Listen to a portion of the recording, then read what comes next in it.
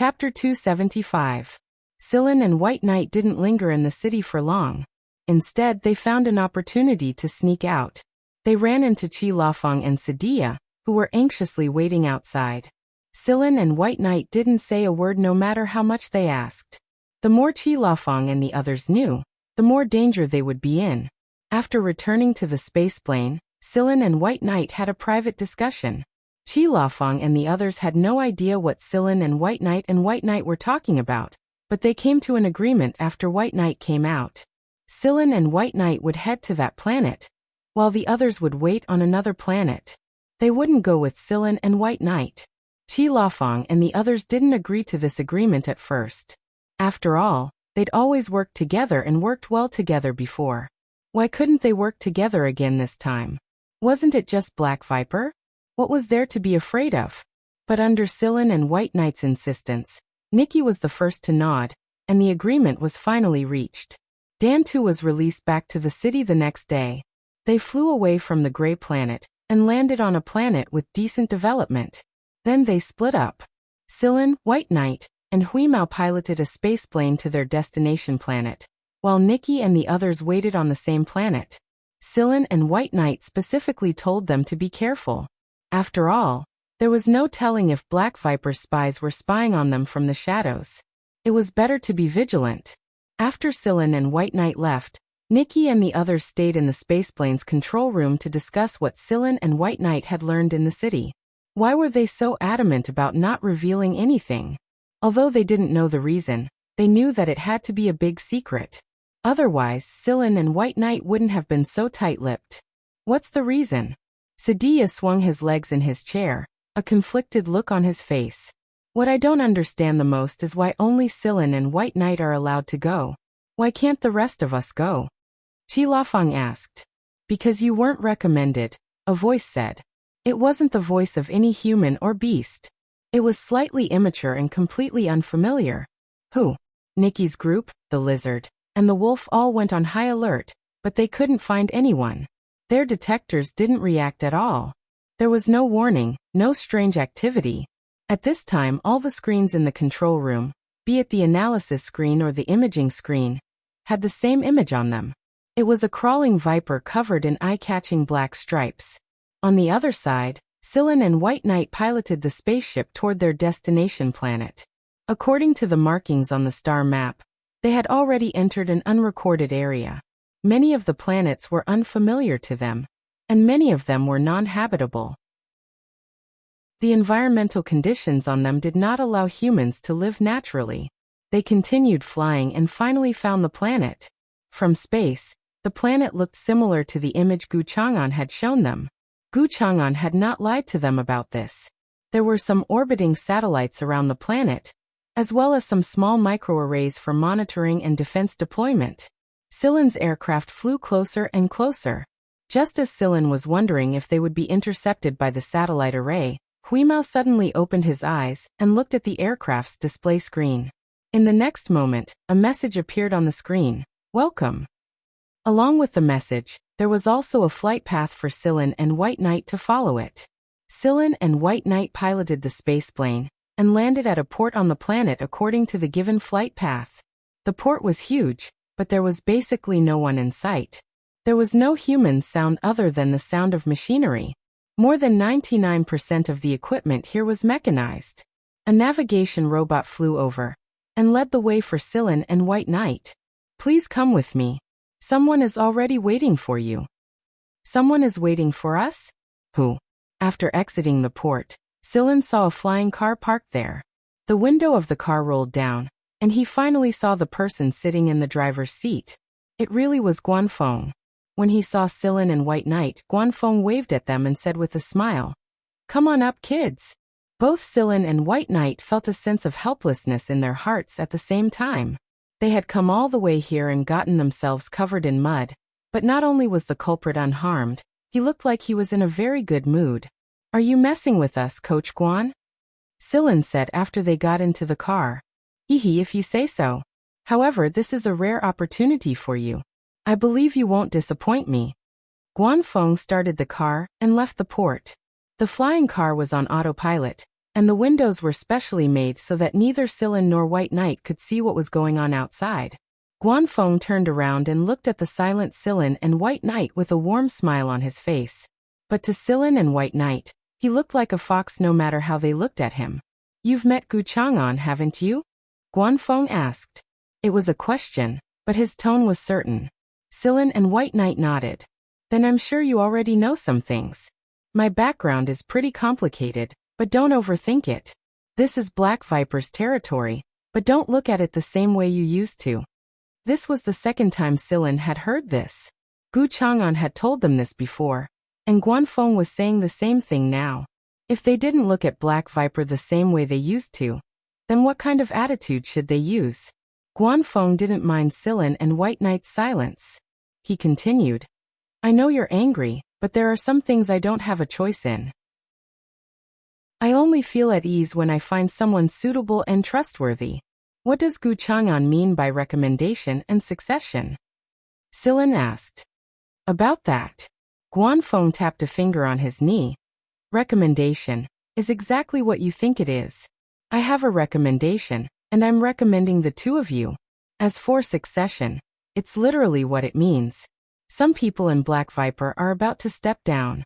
They're old, and they may have the will, but they don't have the strength. Also, I need to give the younger generation more opportunities." "We're changing leaders?" "That's right, 3 leaders. We 3 old fellows have occupied this position for long enough." Sillin fell silent for a moment before asking, "What is the relationship between Black Viper and the Miss Bodhisattva royal family?" Guanfeng wasn't surprised by Sillin's question. "All I can tell you right now is that Black Viper was a gift from the previous emperor to his youngest son. However, even the emperor didn't expect this small gift to grow to such a shocking degree. It was as I thought. It was no wonder that the royal family had only announced Black Viper as a dark force, and not a rebel force. If the Miss Bodhisattva royal family really wanted to clean up a faction, how could they have achieved so little after so many years? They were just using the excuse of cleaning up to get rid of some nobles. Are you relieved now? You don't have to worry about being labeled a traitor, Guanfeng said with a smile. Guanfeng looked very natural and relaxed in this place. Moreover, Sillin could sense that Guanfeng felt a sense of belonging to this place, or more accurately, to Black Viper. It was because this was Black Viper's territory that he acted so relaxed. He looked like a man who had just returned home, and he didn't need to disguise himself like he did outside. What on earth made Guanfeng feel this way towards Black Viper? Sillin didn't understand. The outside world's impression of Black Viper was mostly negative. As expected, one couldn't judge a book by its cover. Since Black Viper was related to the imperial family, it meant that this kind of behavior was allowed. He just didn't know if they would be forced to erase their memories after this incident. Guanfeng smiled as if he saw through Sillin's thoughts. Don't worry, we won't erase your memories as long as you come out alive. What if we don't? I believe you can come out alive. Guanfeng wasn't worried about Sillin and White Knight's survival. I'm more worried about whether you can take over that position. Sillin didn't say anything. Guanfeng patted Sillin and White Knight's head softly. Don't think too much. This is a good thing, and we'll get our answer soon enough. Guanfeng led Sillin and White Knight to a building. It wasn't tall, but it took up a lot of space.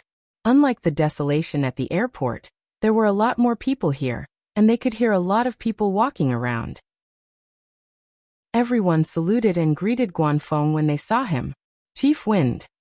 Greetings, Chief Wind.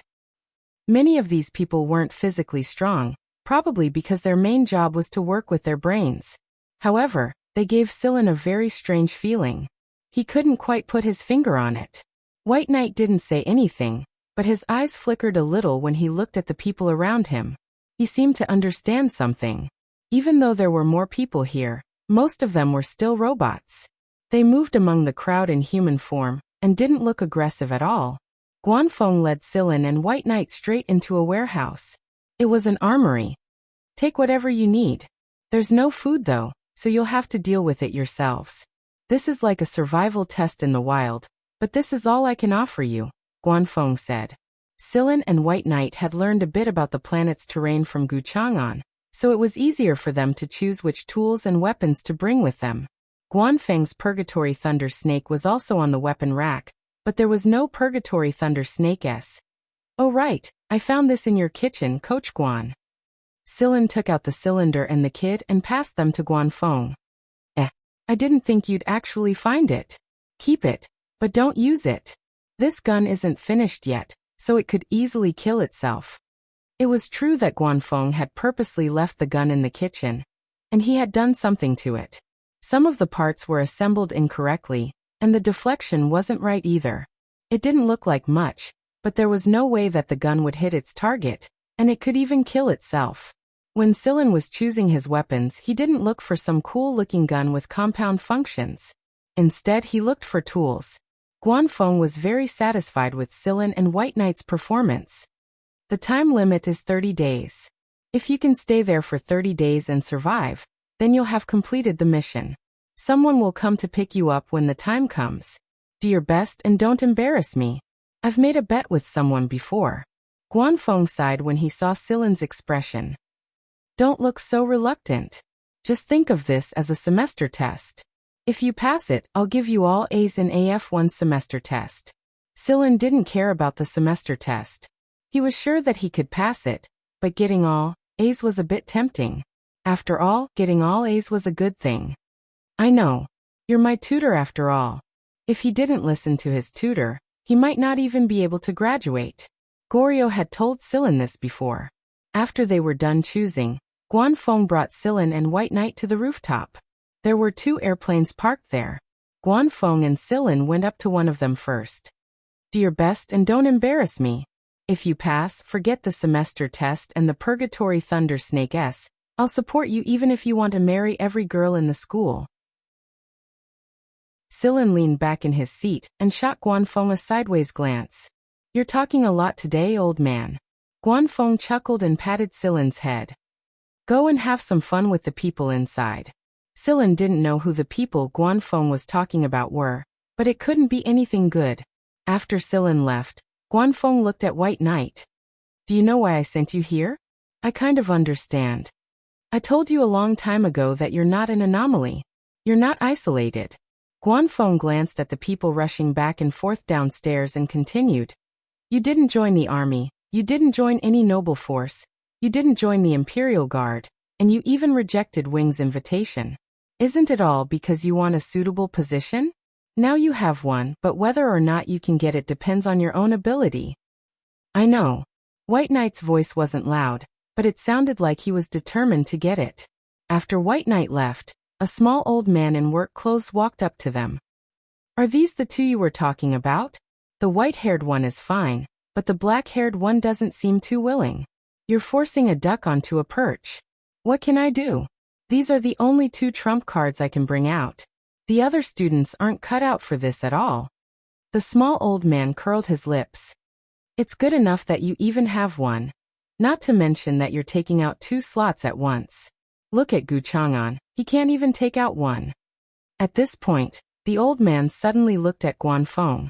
That white-haired kid, are you hoping that he can take over Gu Chang'an's seat? Guanfeng smiled but didn't say anything. This time, the small old man was surprised.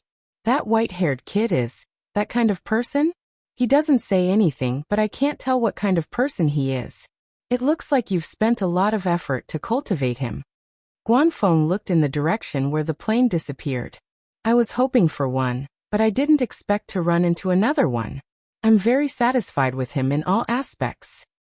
Is that black-haired kid really that good? I really can't tell that you want him to take over your position. But you should also know that since he is not that kind of person, his requirements for this position are much higher. The little old man pointed at his own head as he emphasized the word here. This position of yours is the most difficult to pick. That being said, there's really no one who can compete with that black-haired kid this time. As long as he's alive in 30 days, he'll definitely take over. Even if he's unwilling, that person will find a way to trick him into taking over. I hope so. The plane Sillin was on autopilot, and it would let Sillin off once it reached its destination. Huimao didn't make a sound along the way. He looked very quiet with his eyes closed. but Sillin knew that Huimao was doing his best to gather information. If it was just because of Guanfeng, Sillin wouldn't have come here to participate in this bullshit test so easily. What did Black Viper's succession have to do with him? Sillin wasn't in the mood to care even if it was a fight for the throne. The reason he came here was to figure out one thing. What was the connection between Sigma's master and Black Viper? Gu Chang'an had shown them a couple of robots that looked similar to Sigma, and that was why Sillin decided to come here. Sigma's master had mastered intergalactic technology, so Sillin hoped that he could return to the League of Stars if he had the chance. While Sillin was deep in thought, an announcement came from inside the plane. Coordinates have arrived. Please get ready. Countdown begins. 3, 2, 1. As the last sound faded, Celine's feet left the ground, and she fell out of the plane. However, Sillin was prepared for this. He took out the buffering device and activated it, slowing down his fall. When he was close to the ground, Sillin turned off the device, jumped into the bushes, and dodged a couple of attacks in quick succession. When Sillin was landing, there was a flying beast staring at him from a tree branch not far away. If Sillin's jumping speed had been a beat slower, he would have been caught by the beast that flew past him at high speed. Dodging into the bushes, using the low bushes and dense branches, the dire beast finally gave up and left. Although the beast had left, it didn't mean that he was temporarily safe. Sillin withdrew his aura, held his breath, and hid behind a tree branch to observe his surroundings. Huimao crouched on a nearby tree and pressed his ears to the back of his head. His pupils were dilated. The bird in front of him seemed to taste pretty good. However, in order to cooperate with Sillin, Huimao refrained from attacking the bird that was pecking its claws. Footsteps approached him. They were very even, but each step was heavier than the last. Biosoldier. Sillin quietly watched the biosoldier, but he didn't make a move. Biosoldiers had very developed hearing and hearing nerves, but their pain nerves were the opposite. So, even if you cut off their arms, they wouldn't feel any pain. Camouflage didn't have much effect on them. Biosoldiers' retinas were different from ordinary people's. They could find their targets without camouflage. However, that was only if they were exposed. Sillin was hiding very well, so the biosoldier didn't find him. The flying beast didn't attack the biosoldier. It probably knew how powerful it was, so it didn't bother itself. The beasts here were all intelligent. Many times, they would even set traps to lure their prey. So Sillin couldn't underestimate them. As long as he was careful and didn't make too much noise, he could smoothly pass the time. However, he still had to solve the problem of food. There were compressed rations in Sillin's ring, but he didn't want to use them. The biosoldier walked further and further away, but Sillin's eyes stayed on it. He observed the changes in the muscles and the pulsation of the meridians with every step it took. This would allow Sillin to find the biosoldier's weakness. No, he didn't have enough information. Sillin pondered on the spot for a moment. After the flying beast had left, he found a place and quickly made some arrangements. Then he found a hidden spot to hide himself. He waited quietly. Huimao lay on a branch and wagged its tail. It was so boring. Suddenly, Weeze's ears twitched and it looked up to the sky. Through the tree branches, it saw another flying beast flying in their direction. Moreover, it was perched on a tree not far away from them. It was holding some unknown animal meat in its claws, and it was tearing and eating it. Huimao licked its lips and looked at Sillin. Sillin also noticed Huimao's thoughts. It just so happened that he also had an idea. On the branch, the 2-meter-tall flying beast was eating the meat. But when it ate, it would also pay attention to its surroundings to prevent others of its kind from stealing its food. However, this was a flying beast. It was completely unaware that a cat was crouching its body as it came over to this side silently. When this flying beast tore off a piece of meat and was about to swallow it, a gray shadow flashed by. Huimao bit the flying beast's neck so that it couldn't make a sound. However, its wings were flapping, and its claws broke the branches, but it still couldn't escape from the cat's mouth. The two biosoldiers in the distance were attracted by the noise and walked over. Seeing that the biosoldiers were coming over, Huimao jumped down the tree with the big bird in its mouth. Feeling that the big bird was too much, Huimao bit its neck and swung it against the tree stump a few times. Finally, It was much more obedient, and its wings didn't flap as hard as before. At this time, the two bio-soldiers were already running over. Although their steps were heavy, they weren't slow. Having achieved his goal, Huimao dragged the prey toward the trap that Silin had set up. He lured the two bio-soldiers there, and he controlled his speed well. The two bio-soldiers wouldn't lose track of him, nor would they be caught. When they reached the edge of the trap, Huimao jumped. Even with a big prey in his mouth, he could easily jump over the trap. The sudden appearance of thick vines tripped them, and as soon as they got up, whoosh whoosh whoosh. When they got up, some sharpened wooden arrows were shot at the two bio-soldiers. The range of the wooden arrows covered the front, back, left and right of the bio-soldiers. The wooden arrows didn't cause any real damage to the two bio-soldiers. They didn't even break their skin. The bio-soldiers' brown skin was very thick, which gave them a very good defense. While the two bio-soldiers were busy dealing with the trap, Huimao opened its mouth wide and swallowed the big bird whole. Then it lay on a branch not far from the trap, and looked down at the scene below. It couldn't tell how to find a weakness, but Silin could. When dealing with bio-soldiers like this, it would either tear them apart or swallow them. Bio-soldiers don't taste good. I'll tear them apart the next time I see them. After the two bio-soldiers were attacked by the hard wooden arrows, some rocks came hurtling down from the surrounding trees. Most of the rocks were smashed into powder by the bio-soldiers' fists. Only a small portion of the rocks managed to hit the bio-soldiers. Similarly, they didn't break their skin. Be it the bioweapons or the wild beasts, most of them were very sensitive to heat and electromagnetic waves. That was why Silin preferred to use more primitive tools. Before he actually took action, Silin thought that he had to find a way to quickly determine the bio-soldiers' weaknesses. Sharpening a knife wouldn't delay the work of cutting firewood. Silin was sharpening his knife. If he wanted to take out his prey with less effort, he needed to understand them well enough. Because there were too many things to deal with, the bio-soldiers' movements became more complicated. The movement of their muscles, the bulging of their veins, the changes in their breathing rate, the changes in their pupils. Silin noticed everything and started analyzing them as reference data. Finally, Silin decided to take action. He took out a small sleeve-shaped crossbow he got from Guanfeng. It might be small, but the damage it fired was definitely comparable to that of a gun.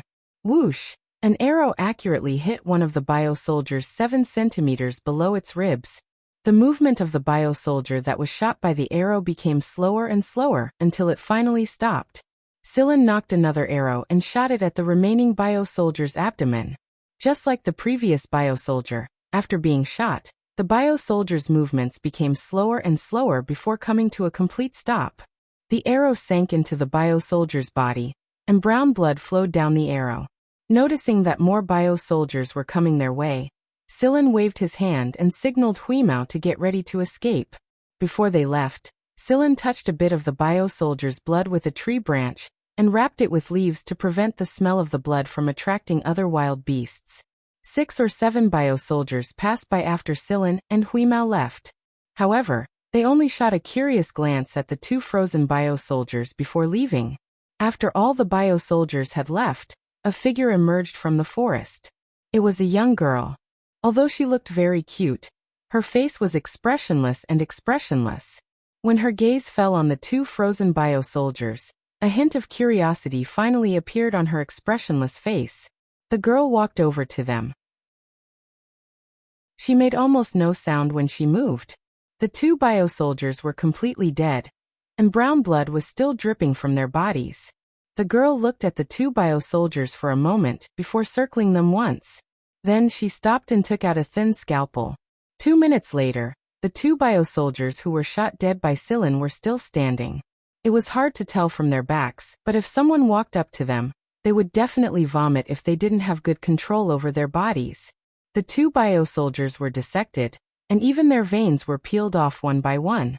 The girl had already left, and it wasn't long before a scavenging wild beast smelled blood and came over to clean up the mess.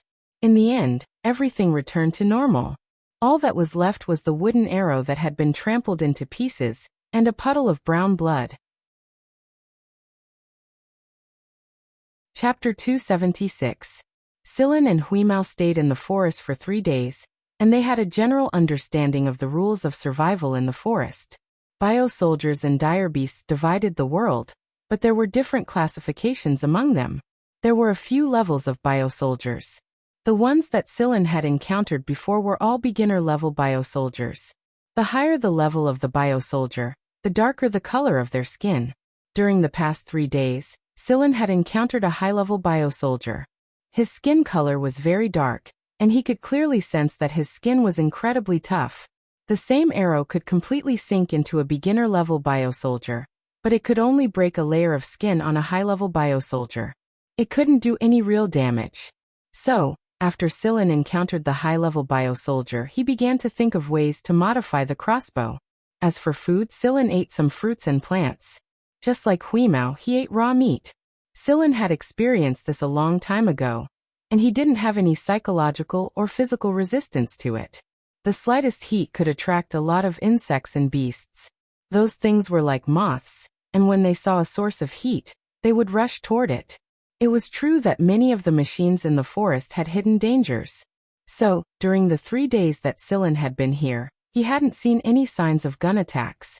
He believed that the people who came here like him didn't use guns often either. Sillin, a few beginner-level bio-soldiers are coming. Huimao, who was lying on a tree, contacted Sillin. Sillin looked over and saw a few brown shadows in the distance, but they weren't coming this way. Sillin was still quietly waiting. But the crossbow was ready, and the arrowhead was coated with some poison. Sillin had obtained the poison from some plants in the forest. Sillin had been experimenting for the past 3 days. He tested the poisons he obtained from the plants on the bio-soldiers and some dire beasts, but most of the poisons that were fatal to ordinary people didn't have much of an effect on these creatures. In the end, only 2 poisons had any effect on them. These 2 types of toxins were the same as the other types of toxins. They belonged to the category of neurotoxins, but the difference was that these 2 types of toxins had different methods of action. In reality, most of the poisons Sillin had tried were not very effective against the wild beasts. The main reason was that most of the plants in the forest contained toxins, and the wild beasts would sometimes eat the fruits of these plants. As a result, they gradually developed a resistance to the toxins.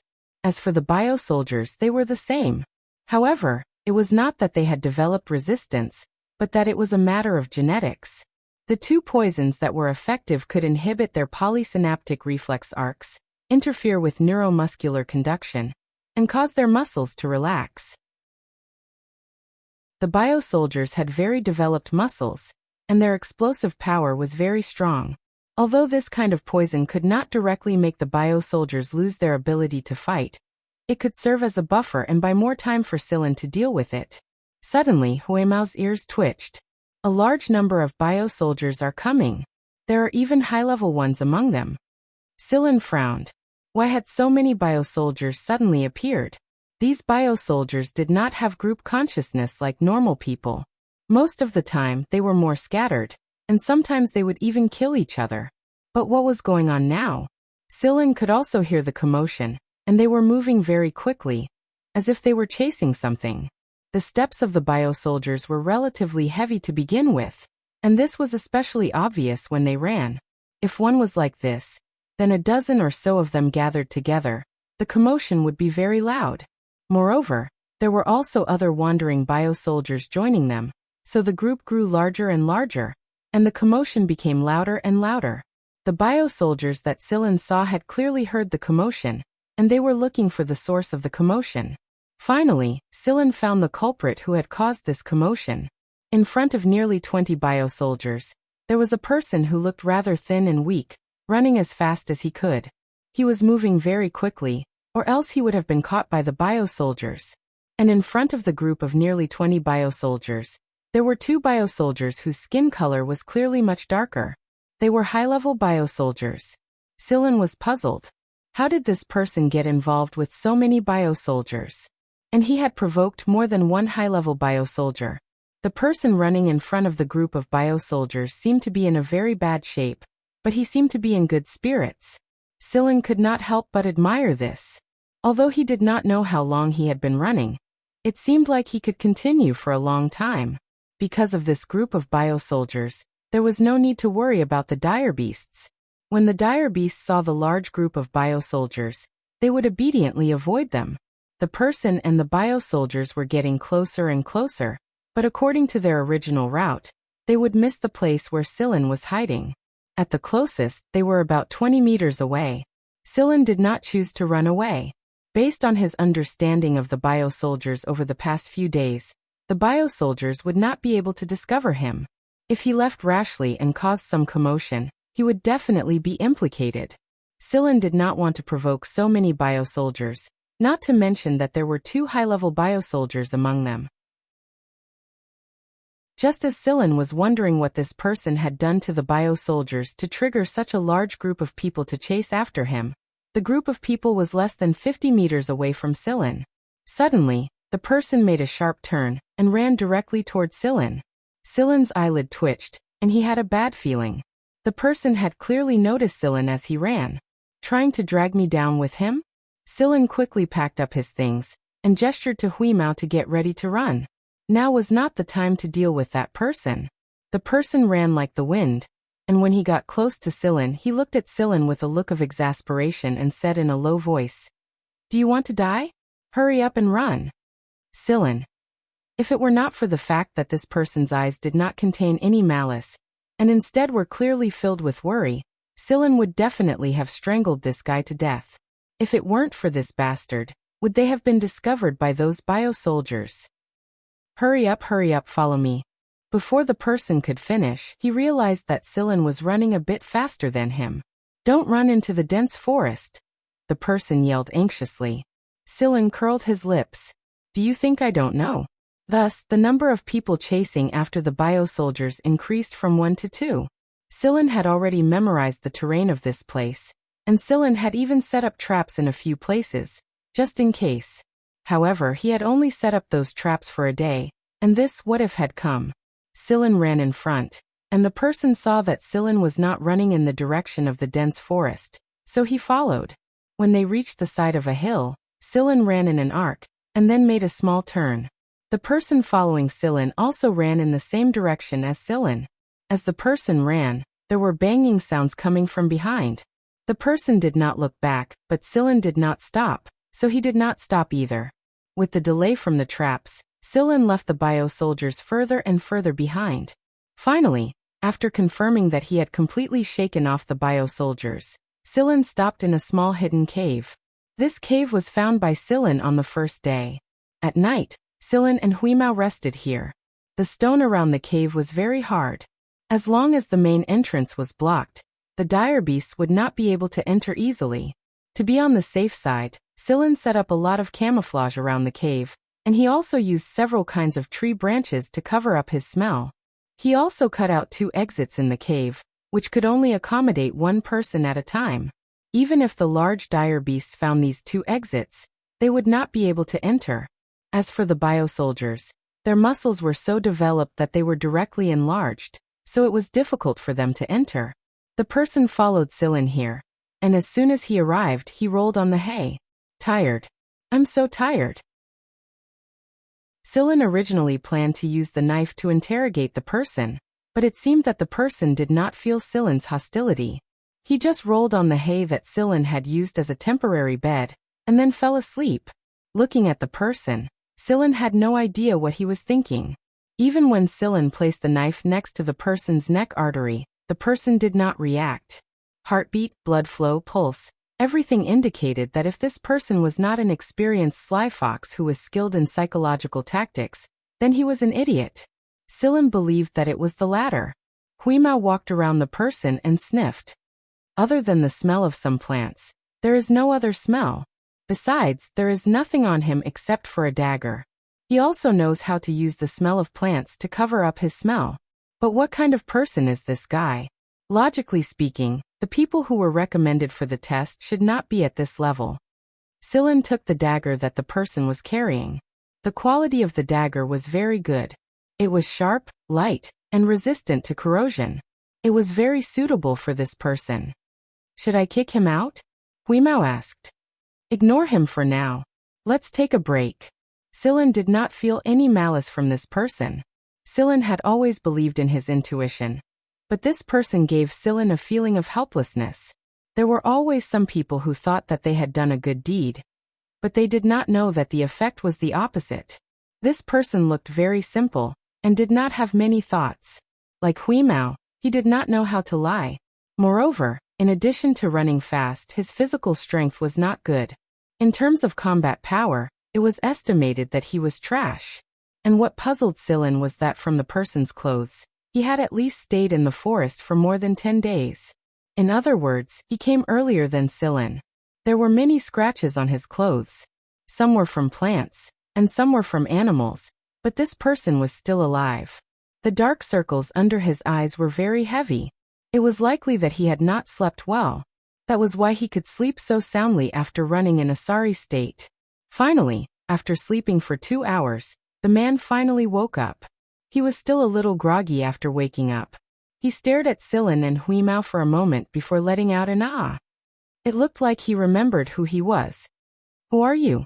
Sillin asked. The person combed through his messy hair before answering Sillin. "My name is Neo." Neo was very angry when he saw that Sillin was holding his dagger. "I saved you, but you stole my dagger. If you hadn't rushed over, those bio-soldiers wouldn't have noticed me at all." Sillin had no intention of returning the dagger to Neo. Seeing that Sillin's tone was serious and his expression did not look like he was lying, Neo's eyebrows knitted together.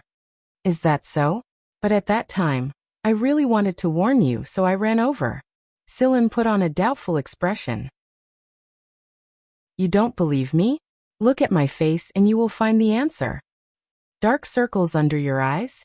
"No, it's sincerity," Neo said seriously. "Your sincerity is so deep that all I can see is the shallow dark circles under your eyes. That's your problem. Let me tell you, the truth can often be seen on our faces. You can see a lot from a single expression, a single look in our eyes, and even the contraction of our pupils." Neo began his explanation and gave an example to prove it. "Take you for example. You look a little angry right now, and you even seem to be a little violent. But what I don't understand is why you're angry. Is it because of a misunderstanding? Also, let me give you a reminder. According to our investigations, workplace violence is closely related to domestic violence." "This isn't a workplace," Sillin interrupted him. "To me this is." "Why did you follow me here?" Sillin asked. "In fact, I think that following you will give me a better guarantee of safety. Based on the situation and your reaction at the time, I compared the safety probability of following you and running away on my own. The safety probability of following you is 26% higher than running away on my own." "You're very conceited," Sillin said. "No, it's confidence. I've done a test, and I'm 1792 times more intelligent than the Empire's average." "What test?" "The frequency at which your ears twitch." Sillin looked at Neo's ears, which had been twitching ever since he woke up. "No, it's an IQ test, Celine." "Is the reference for an IQ test a pig?" "All right, Mr. Neo with high IQ. May I ask why you were chased by those bio-soldiers?" Sillin asked. It's a long story." Neo looked very depressed when he said this. "You know, in this almost primitive environment, money is just a worldly possession. It's easy for knowledge to lag behind and need to be updated frequently. Only the food you eat belongs to you." "You mean it's for food?" "Yes, I was looking for a kind of fruit. Unfortunately, I was discovered by those bio-soldiers with rock-like IQs." "Then, Mr. Neo with high IQ, may I ask if you're willing to tell me about the fruit you were looking for, and how you were chased by those rock-like bio-soldiers?" "Of course," Neo answered honestly without any awkwardness. Chapter 277. Neo wasn't lying when he said that this was a workplace for him. Neo was a Black Viper. In his own words, he was born and raised in Black Viper. He had been in Black Viper for as long as he could remember, but he didn't know what kind of organization Black Viper was, and how many important figures of the Empire were in it. The only thing he cared about was his own research. Neo didn't have a fixed research project. He acted completely on his own interest. Whenever he was interested in a certain problem, he would dive into it wholeheartedly. For example, this time, he wanted to find a drug that could deal with cyborgs. After trying many different drugs, Neo finally set his sights on a certain plant. This plant was a type of mutated plant that couldn't be found on many planets. There were no records of it either. Neo found it by chance. In fact, Neo had used both plant toxins to deal with the cyborgs before, but they didn't fit his ideal target. The plant he was looking for bore fruit all year round, and its fruits were a mix of red, black, and yellow.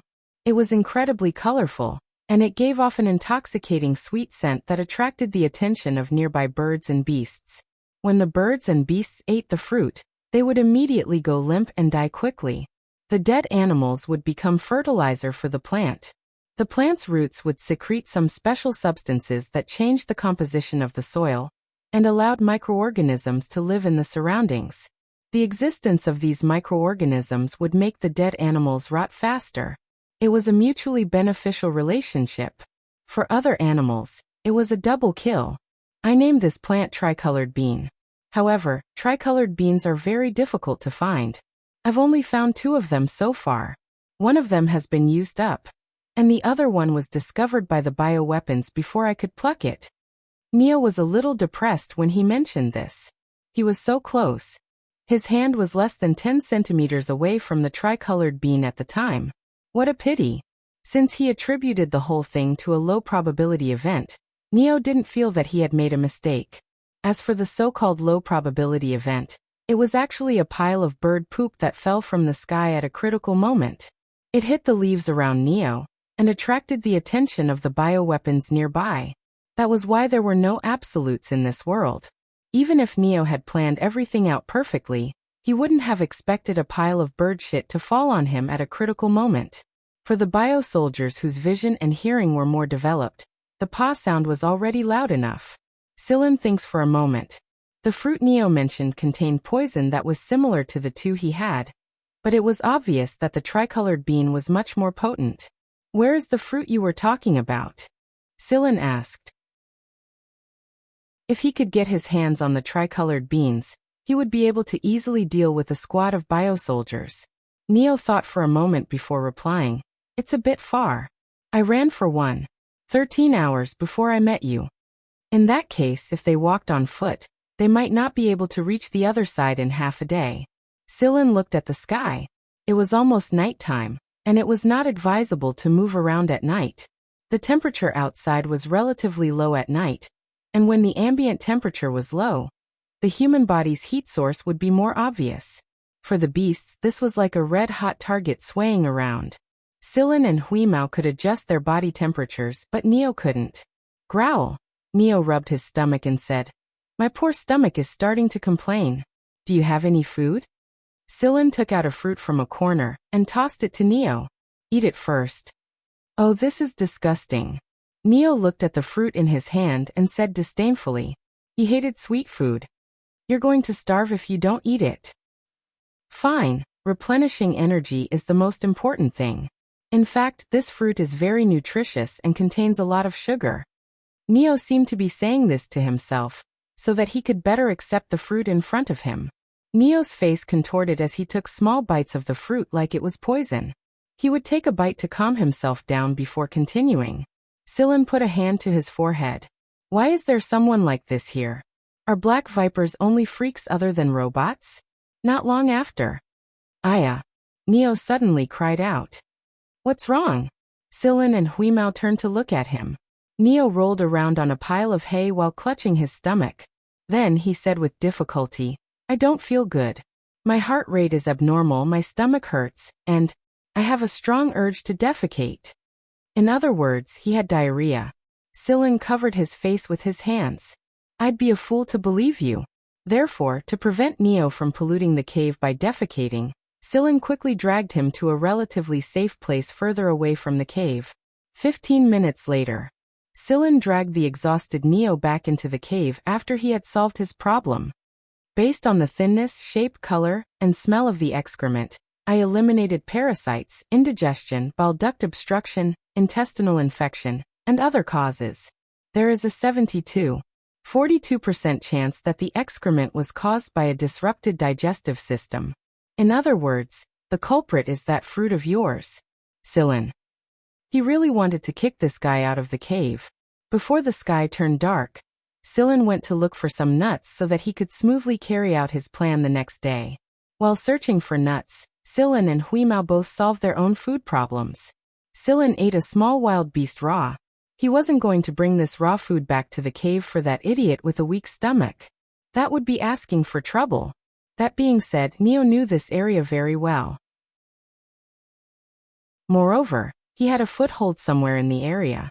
Black Viper's footholds were all very safe, and they were well fortified enough to keep out the wild beasts and bio-soldiers. Moreover, Sillin was hoping to obtain some equipment from Neo. If it wasn't for that, Sillin would have knocked that guy out a long time ago and left him there.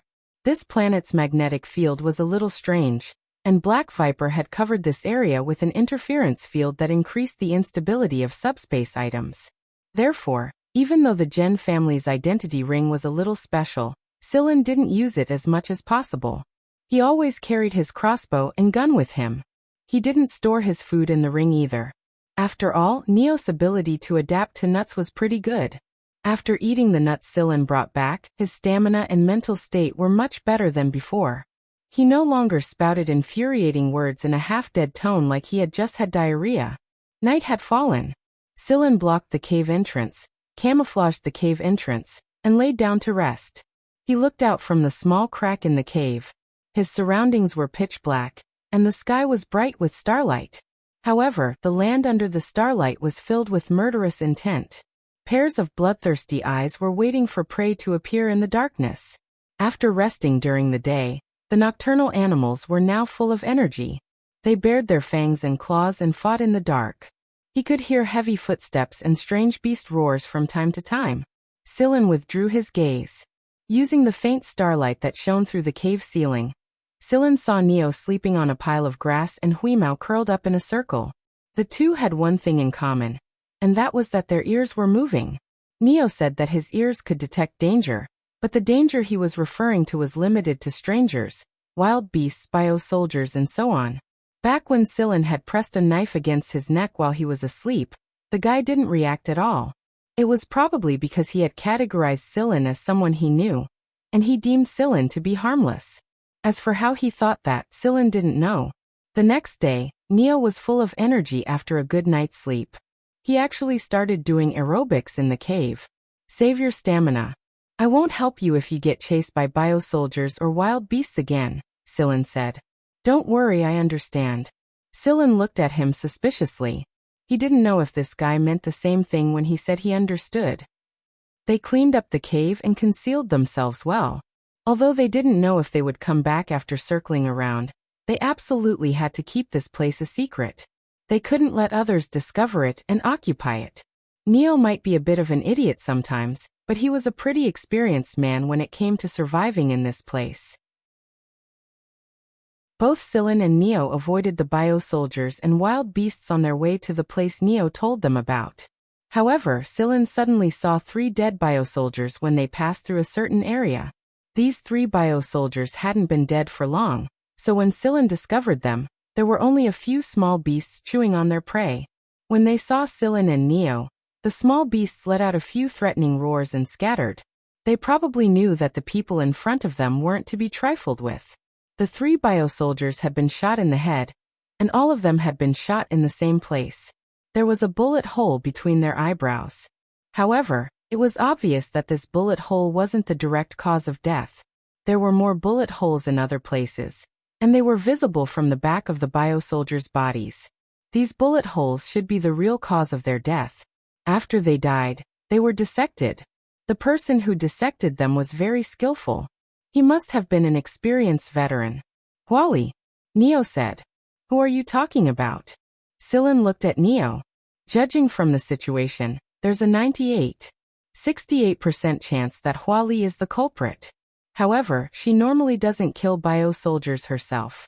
She prefers to analyze the cause of death more than anything else. She probably dissected these 3 bio-soldiers after they were killed by someone, Neo said. Is this Huali of Black Viper too? Of course. We grew up together, but I didn't know that she was here. I wasn't with her when I arrived. Neo seemed to be used to this situation by now. Huali's dissection skills are top-notch. She can dissect a person in less than a minute with a tiny scalpel. Not only that, she can dissect every muscle and meridian in one piece. While Neo was talking about the strange woman who had a fetish for dissecting people, a strange thought suddenly rose in Silen's mind. Could Black Viper really have an endless supply of freaks other than the robots? Let's get out of here. A large scavenging beast is coming our way very soon. Silen grabbed Neo, who was still observing the bioweapons meridians. Today's operation was relatively smooth. They didn't run into a lot of bioweapons or beasts, at least not along the path Neo pointed out. This made Silen suspect that someone had taken care of part of the problem. That was why they were able to move so easily. Also, who was the culprit who killed the 3 biosoldiers? Did they work for Black Viper, or were they sent here to be tested like Silen and White Knight? Half a day later, Silen finally arrived at the place where Neo said the tricolored bean was growing. The tricolor bean was a little different from what Silen had imagined. There was only one tricolor bean, and it wasn't tall at all. It was about the same height as the shrubs not far away from him, but there was a circular empty space with a radius of around 10 meters around the plant. There was no grass or other small plants in the area, only this one tricolor bean. Silen also noticed that the ground around the plant was soft and loose. It looked like a layer of fine sand, but this fine sand was a little sticky and moist. These were the microorganisms that lived in a symbiotic relationship with the tricolored bean. They formed a colony of bacteria that squeezed together to form this scene. Silen was about to test the microorganisms with his finger when Neo slapped his hand away in shock. Are you looking to die?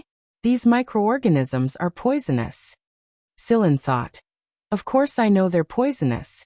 But because of his unique constitution, Silen wasn't afraid of them at all. Seeing that Neo was about to preach and analyze again, Silen straightened the colorful tricolored bean and said, "Let's get down to business. Otherwise, we won't have a chance to deal with the biosoldiers and the wild beasts." After weighing the pros and cons, Neo decisively gave up on preaching and went to deal with the tricolored bean. Huimao was lying on a tree branch as a lookout.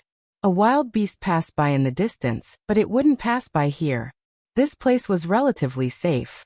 Neo took out a pair of gloves from the inside pocket of his tattered clothes, then took out a plastic bag and put the tricolored beans inside. There were a total of 12 tricolored beans, and Neo put them away like they were treasures.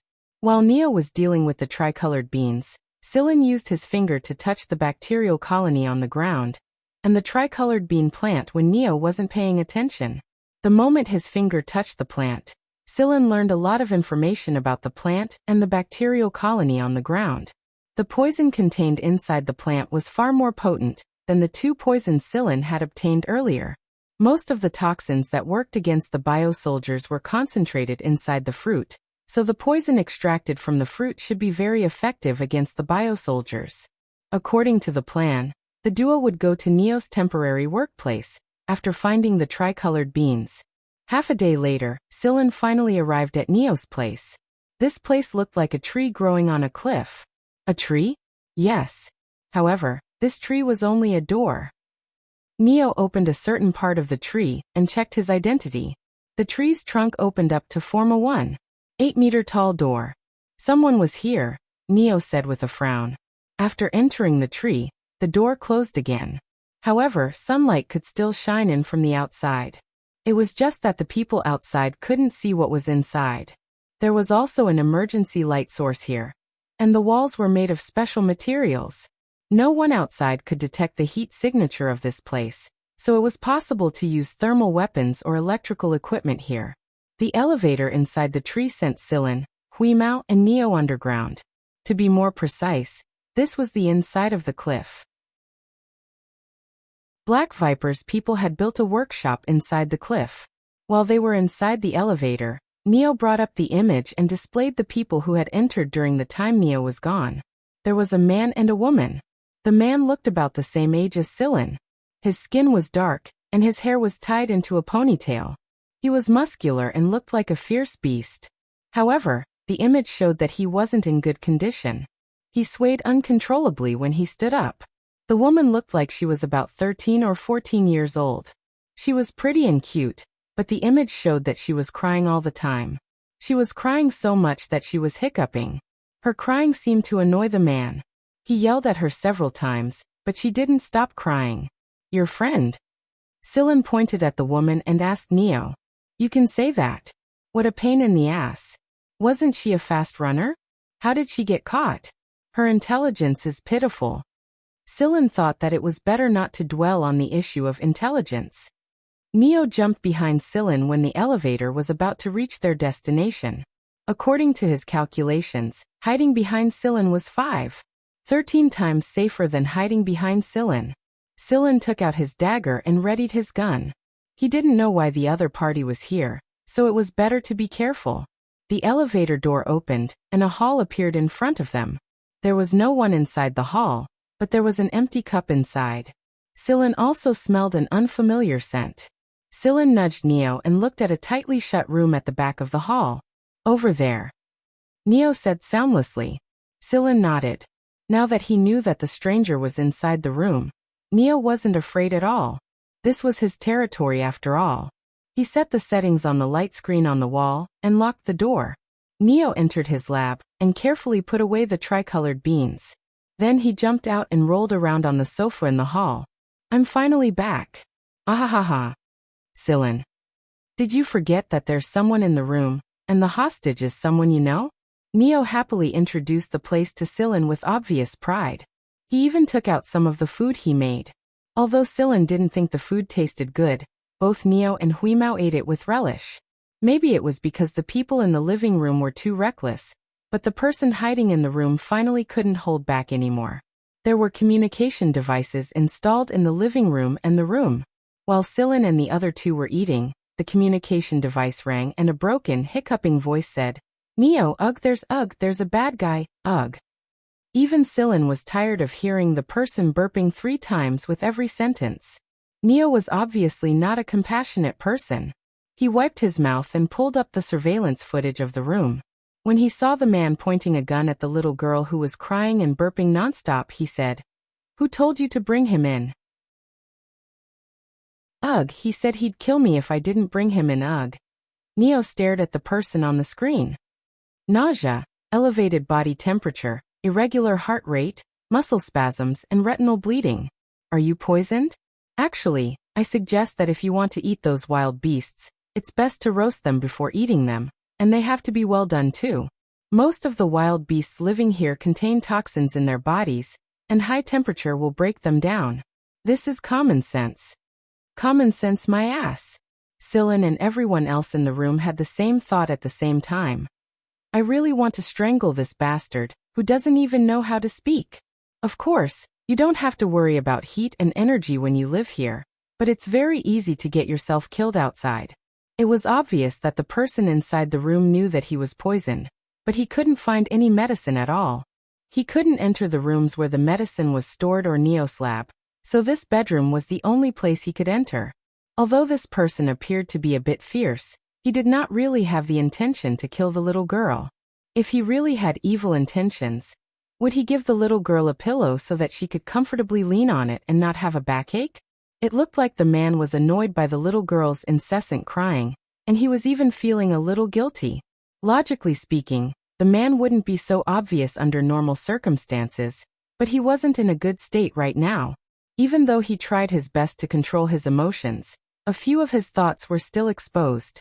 When Sillin saw that the man didn't have any killing intent, and only wanted to use the little girl to threaten Neo, he said, You're here to take the test too, aren't you?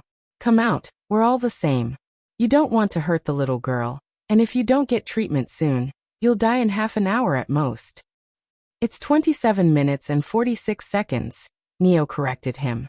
Sillin shot him a sideways glance. Neo curled his lips. He wasn't the slightest bit self-conscious about his stubbornness. In the end, the man agreed to Sillin's suggestion. He moved the gun away from the girl and tossed it to the side.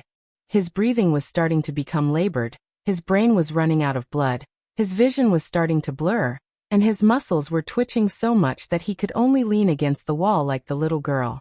Just pointing the gun at the girl took a lot of energy out of him.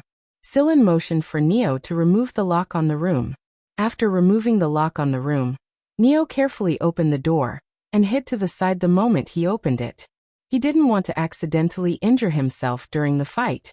The man didn't look like he was in a good condition, but Neo had a feeling that he still had the strength to fight for his life.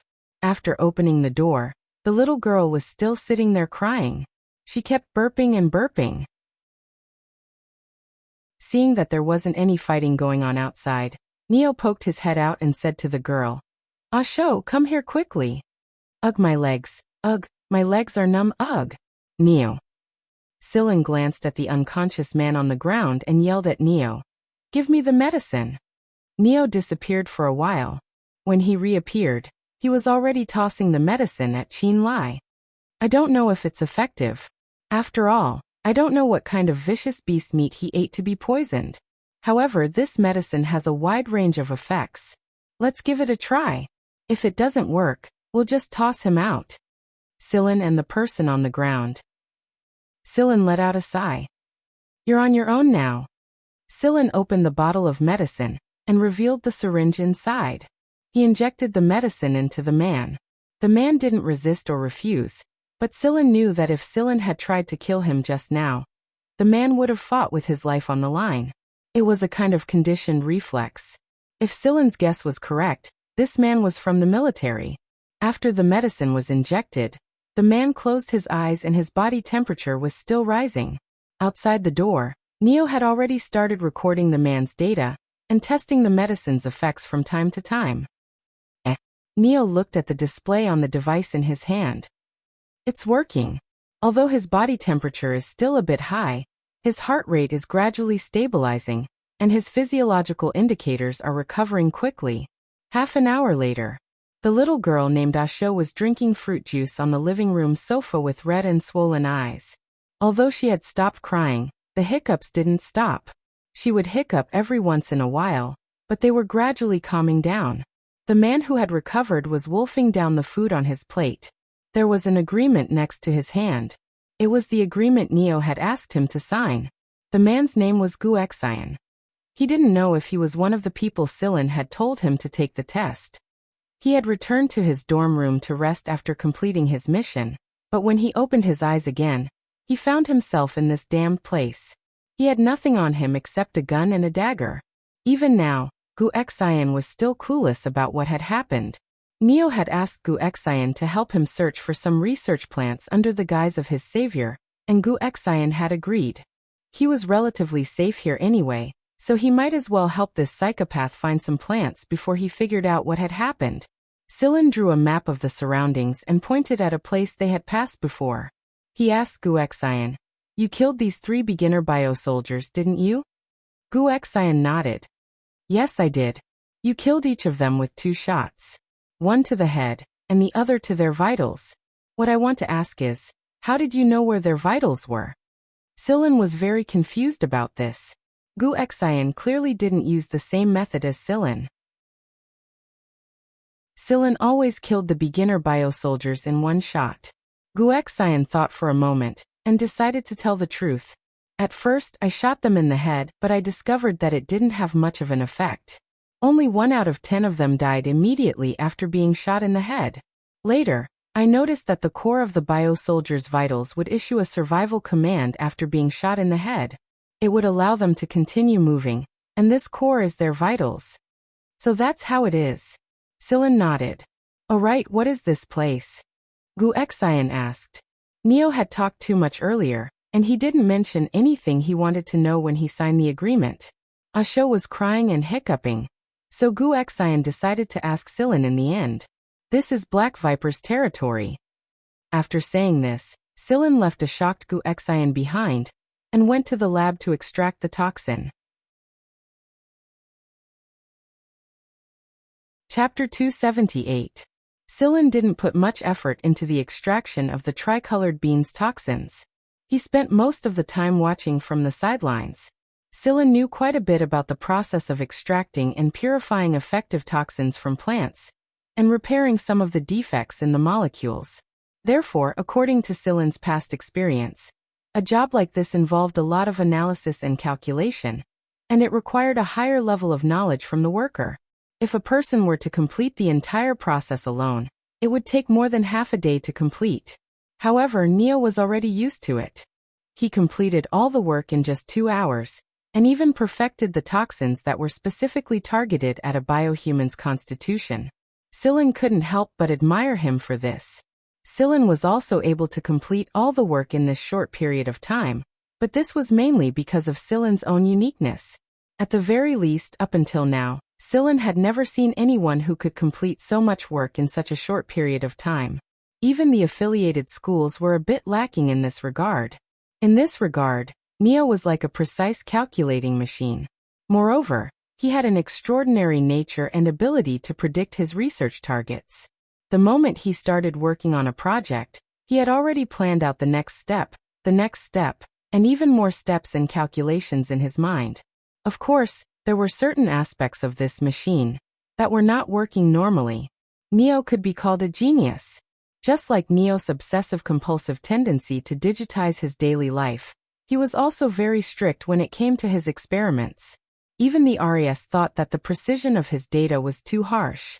After 2 hours of forgetful work, Neo held a small bottle of orange-yellow liquid in his hand and shouted excitedly, "It's finally out!" These toxins were slightly different from the natural toxins extracted from the tricolored bean, but theoretically speaking, these toxins were more effective against biosoldiers. Here, use these to fight biosoldiers. It's best if you do it around here. I can see and record the data from here and test the effects. Neo handed the 3 bottles in his hand to Sillin and said. Sillin was already used to Neo's self-centered way of speaking. Those who didn't know Neo well would misunderstand his commanding tone. This guy didn't seem to know how to be tactful. He was so direct that it made people want to slap him. It just so happened that Gu Xian had pretty much recovered by now, and this was mainly because of Gu Xian's physical constitution. According to Neo, Gu Xian's physical constitution was pretty good.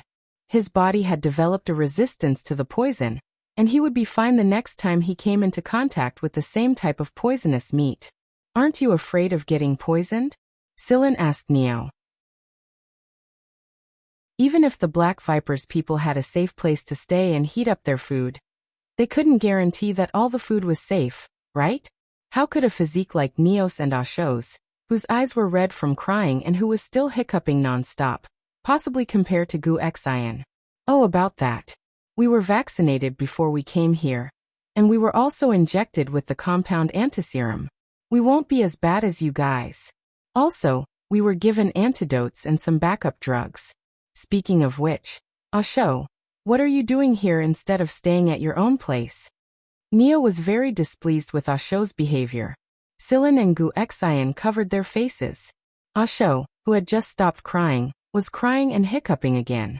It was stolen by the bad guys, Asho's tears started flowing like floodgates. Asho had gone up the mountain to take in some fresh air and have some fun. Who would have thought that a bunch of strangers would enter her place when she returned? They wanted to capture Asho, but Asho slipped away like the wind. Unfortunately for her, she ran into a dangerous person like Gu Xian right after she left the tiger's den. Asho had to have a way to protect herself since she was able to make it here. Just like Neo, she was a fast runner, but Asho was even faster. Asho's physique was special. Her bones were a lot lighter than a normal person's, and her body was thin and delicate. But according to Neo, Asho could run as fast as a tornado, and Gu Xian had confirmed it himself. If he hadn't used some tricks, there was no way he could have caught Asho. Then why didn't you bring him to your place and let them fight each other? Neo said. Gu Xian looked at Neo, and then at the hiccuping and crying Asho. In the end, he still felt that Asho was the better choice. Asho paused for a moment when she heard Neo's words. Then, she cried even harder. He said. I'll take him to a place, but my place is, not safe anymore. Neo said with a look of disdain. I seriously doubt your intelligence. Huimao, who was licking his claws next to Asho, flicked his ears and looked at Neo before continuing to lick his claws. Sillin guessed that the bad guys Asho was talking about were people who were brought here to be tested just like him and Gu Xian. However, he didn't know who else was in this place other than the military. Gu Xian admitted that he was from the military, but he kept his mouth shut about which military unit he belonged to. Both he and Sillin kept their backgrounds a secret, and Neo and Asho weren't interested in it either. Therefore, everyone got along fairly well with each other. The name Gu Xian was definitely his real name, but Gu Xian didn't seem to be afraid that someone would investigate this name. Sillin guessed that if someone really did go to the military to investigate this name, they would definitely receive the news that this person is deceased.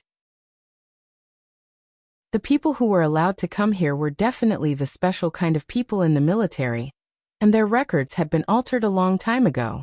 Alright, the two of you should go and try out my research results, Neo urged. Originally, he was planning to shoot through a couple of hidden windows on the cliff, but unfortunately, a flock of flying beasts had been passing through this place recently. For the sake of the 37% chance of being discovered, Neo gave up on that place and ordered Sillin and Gu Xian to stand guard at the top of the tree. Sillin and Gu Xian took the two modified guns Neo gave them and moved to the top of the tree. Each thick branch was just big enough to fit one person, so Sillin and Gu Xian hid here and waited. Huimao volunteered to lure the bio-soldiers away. Are braids allowed in the military? Sillin asked Gu Xian. According to military rules, a small braid like this wasn't welcomed by the officers. It wasn't allowed at first, but it became allowed later on. Gu Xian didn't say much, but the moment he mentioned it, Gu Xian immediately recalled something from the past. He had grown used to having braids since he was young, but on his first day in the military he was ordered to shave his head with a knife, and Gu Xian beat the crap out of that officer. Gu Xian was a troublemaker, and every officer who taught him loved and hated him at the same time. However, he couldn't keep his braids until he entered that special place. They're here. Sillin and Gu Xian waited in the thick branches they had chosen. Holding the guns Neo gave them, they watched the 5 bio-soldiers running in the distance.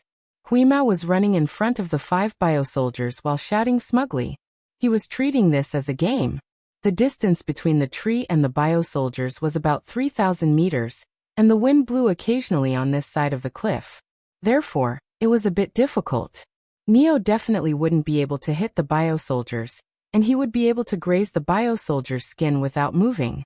When the bio-soldiers reached the spot Sillin had predicted, Sillin fired without hesitation. One of the running bio-soldiers was shot in the abdomen. It collapsed limply to the ground and died 2 seconds later. This shot didn't hit a vital spot. It was only 5 centimeters away from where Sillin had predicted it would be. However, this was also part of his and Neo's plan. The first shot was to test the effect of a non-vital spot. Very good, shoot their heads again. Neo's excited voice came from the communicator. They were communicating through the communicator provided by Neo, so they wouldn't be detected by the flying beasts that occasionally flew by. Once again, a flying beast stood on the branch Sillin was standing on and pecked at its fur. It didn't notice anything amiss. Gu Xian fired the second shot, and it hit a bio-soldier in the head. The effect was similar to the one Sillin had killed. Alright, the next one is to shoot their vitals, Neo said. Sillin's third shot hit a bio-soldier's vitals, and the effect was obvious. The bio-soldier died almost immediately. The bullets used in Neo's gun weren't very powerful. Even if a bio-soldier was shot in a vitals, it wouldn't die immediately without the help of the drugs. It would struggle for 3 to 5 seconds. However, it was a different story after the drugs were combined. Gu Xian raised an eyebrow when he saw Sillin's shot, but he didn't say anything. He was surprised that Sillin was able to find a bio-soldier's vitals without firing a shot in the head first. Have you collected all the data? Sillin asked Neo. If he hadn't, then he would shoot their vitals. Shoot another bio-soldier's vitals to confirm it. Alright. Sillin raised his gun and fired again. Another of the 2 remaining bio-soldiers that were running in circles with Huimao collapsed. Confirmation complete. Let's shoot the arm for the last one. Neo's tone was filled with joy. It looked like the effects of the drugs were pretty good. Gu Xian was the one who fired the last shot. He hit the bio-soldier's right arm. The bio-soldier that was shot in the right arm died a few seconds longer than it should have, but the result was still pretty good. With this drug, they would have an extra layer of protection even if they ran into a group of bio-soldiers in the forest. Are these the only 5? Sillin asked. That's it for now. You guys can come back now. Silin summoned Huimao back to his side and returned to the safe zone under the tree. Neo had already gone into his lab to process the data. He ignored them because he had some compressed food in his locker. All he needed to do was decompress it. There was a display in the living room that displayed the situation outside. Silin and the others sat there and started eating after they decompressed the food. They watched the scene outside while they ate. Huimao crouched at the side and didn't eat. It had already eaten when it went out to play with the bio-soldiers. While licking its paws, Huimao's attention was attracted by Gu Xian's pigtail. It stuck out its butt and stretched its back. Then, it ran to the back of Gu Xian's chair and played with Gu Xian's pigtail with its paw. Gu Xian blocked the cat's paw with the handle of his spoon. The next moment, the cat's paw came to play with his whip. Gu Xian turned to look at Huimao and was rendered speechless by the cat's eyes that looked like it was looking at a toy. Suddenly, Asho, who was burping and drinking juice, shuddered. He scratched his arm and said in a soft voice, "It's going to hail." Silin and Gu Xian turned to look at Asho.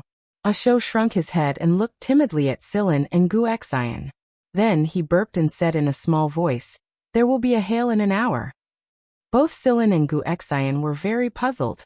In fact, Gu Xian didn't even mind that the gray cat was playing with his pigtails with its claws. They didn't sense anything out of the ordinary when they went out to shoot the bio-soldiers. The weather was fine and there were no signs of it happening. It's only been a while, and it's already going to hail? In this kind of weather? Based on past experience, there's a 99% chance that Asho's prediction will come true. Neo said after he finished processing the data. Will this place be affected if it hails? Silin asked. No, the buildings here are very reliable. However, a hail usually lasts for more than 5 days. Also, Neo looked at Silin and Gu Xian. The food stored here doesn't include you two, so it'll be very difficult to get out if it hails. Therefore, it's best if you two go out and stock up on food before it starts. Silin and Gu Xian exchanged a glance with each other before swiftly finishing the food on their plates. Then they put on their equipment. Before they left, Neo handed them a list of plants and food he needed like it was a matter of course.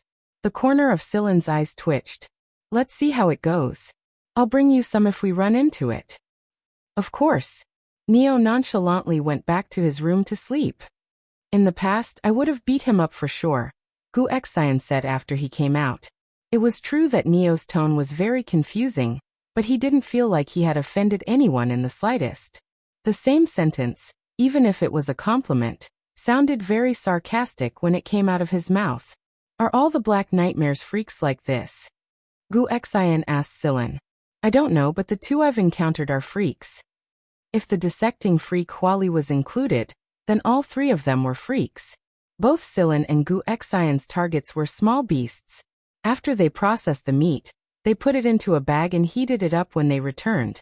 The duo's speed was very fast, and the recovered Gu Xian displayed his extraordinary strength. Small beasts were almost effortless to him. They ran into 2 large beasts along the way, but the duo swiftly took care of them together. Huimao went to look for Emoya's nuts. He had no interest in provoking any more beasts after he was full. Huimao's ears twitched while he was packing the nuts. He said to Silin and Gu Xian, "Someone's coming." Silin and Gu Xian swiftly hid themselves. The bag containing the beast meat had the ability to block out smell and camouflage. It was very difficult to be discovered if they used grass and branches to hide themselves. After Silin hid himself, he quietly waited for the person who was approaching from afar. The person was moving very fast. He looked like he was running away from something, and he was holding a bone knife in his hand. It was probably made from the bones of a large beast he had killed. The bone was very hard, and it was a good weapon against normal beasts. Gu Xian frowned when he saw the person's face. Why is it that guy? Seeing Gu Xian's reaction, Silin shot him a look. Do you know him? Gu Xian blinked once in confirmation. Still lying on a tree, Huimao looked into the distance. Something was coming from that direction again. A roar broke the silence in the forest. The person who heard the roar cursed in a low voice. He quickened his pace, looking for a place to hide as he ran. Suddenly, His gaze shifted to the place where Silin and Gu Xian were hiding. It was indeed easier to hide there. Gu Xian gave Silin a look, indicating for him to take care of it. Silin agreed. The person who had quickened his pace suddenly stopped when he was close to the place, and the knife in his hand flew towards that direction. Gu Xian, who was already prepared, pushed his knife aside and made a sign language. Seeing this sign language, the person was stunned. Although he was still on guard, since there were people chasing after him, he put down the dispute in front of him and let Gu Xian lead him to hide in the bushes behind a slope. He had smeared some plant liquid on his body, which had the effect of covering up his smell. However, after a long time, the effect had somewhat diminished. Gu Xian sprayed some more liquid on his body. The person did not refuse, but he held the knife in his hand tightly, constantly on guard. As long as Gu Xian made the slightest movement, he would immediately kill him. He was clearly very tired, but when he hid, he adjusted his body's condition to be very suitable for hiding. Not long after, a 5-meter-tall lizard-like thing crawled over. What was different from a lizard was that this fellow had 2 large pairs of pincers in front of it. There were erect spikes on its back all the way to its tail, and its body was covered in thick bony scales. With one look, it was obvious that this ferocious fellow was not easy to deal with. The big fellow stopped in its tracks, and the 2 antennae above its head moved. It was using these sensitive antennae to search for a target. As soon as Silin saw the antennae above the big fellow's head, he knew that he might not be able to hide from this big fellow. He gave Huimao a look, and Huimao yawned. Just as the big fellow's antennae pointed in their direction, and was about to come over, a cat's meow not only attracted the big fellow's attention, but also gave Gu Xian and the other person a fright. Anyone would be startled, and at this kind of tense moment, a strange cat's meow suddenly rang out from above. It would be strange if they didn't jump in fright. Huimao meowed as if demonstrating its strength, then spread its claws and jumped into the distance. Seeing that the big fellow was still hesitating, Huimao turned around and rushed towards the big fellow. Gu Xian's eyes widened, and he looked at Silin. Was he going to sacrifice his pet? But seeing Silin's calm expression, Gu Xian and the other person turned their gazes in that direction. Huimao ran over and suddenly sped up. They only saw a gray shadow flash, and then only one of the 2 antennae on the big fellow's head was left. Huimao, who had 1 antenna in its mouth, was still swinging its tail in front of them. Gu Xian and the other person. What a ferocious cat! With 1 antenna in its mouth, Huimao ran into the distance. As expected, the big fellow was angry. It let out a loud roar, and the sound waves shook some of the nuts off the tree. Now it was easier to collect the nuts. Silin thinks. Once the big fellow was far away, Silin and Gu Xian ignored the other person, and quickly went to collect the nuts. It's about time, let's go back, Silin said. They were only 10 minutes away from the hour that Asho said. Silin didn't know what the hailstorm was like here, but it definitely wouldn't be pleasant. It was better to return to the safe zone before it happened. Gu Xian nodded, and then looked at the other person. Erdi, want to go together? Erdi looked at the person who knew his identity, and the young man who was picking up the nuts not far away. He knew that these 2 people weren't simple, but the current situation wasn't looking good for him. After thinking for a while, Erdi was prepared to refuse. He didn't trust people easily. There's going to be a hailstorm soon. I'm afraid you'll be in trouble if you keep going like this, Gu Xian said before Erdi could refuse. Erdi looked at Gu Xian, trying to discern the truth of his words. Let's go. Silin told Gu Xian to hurry up and leave. It was up to Erdi whether to follow or not. Before Silin and Gu Xian could get far away, Erdi still decided to follow them. Huimao arrived at the tree earlier than Silin and Gu Xian. He was still holding the tentacle in his mouth and playing with it with his claws. Neo was very reluctant to see another stranger. Why do you guys like to pick up baggage so much? Bag. Erdi wanted to kill someone. He had never been called a baggage in his entire life.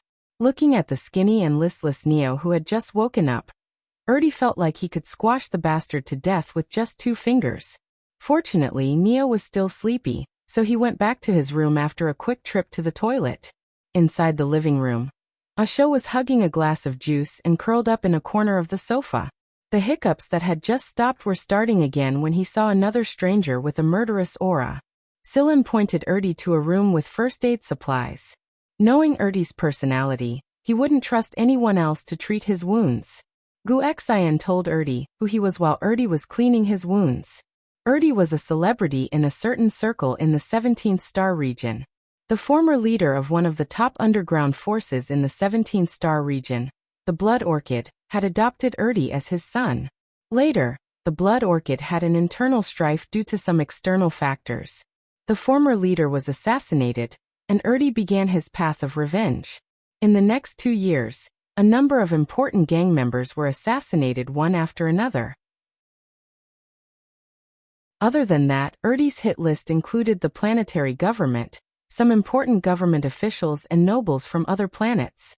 Later on, some people called Erdi the Flower of Misfortune. I heard that he was turned into a sieve one time, but his body was never found. Not long after, he appeared again and successfully assassinated a few important government officials who were attending a Star Region conference. Since then, Erdi has been on the most wanted list of the 17th Star Region. However, this person disappeared after that, and Erdi never showed up again after his revenge. I didn't think I'd see him here. The Flower of Misfortune, Erdi.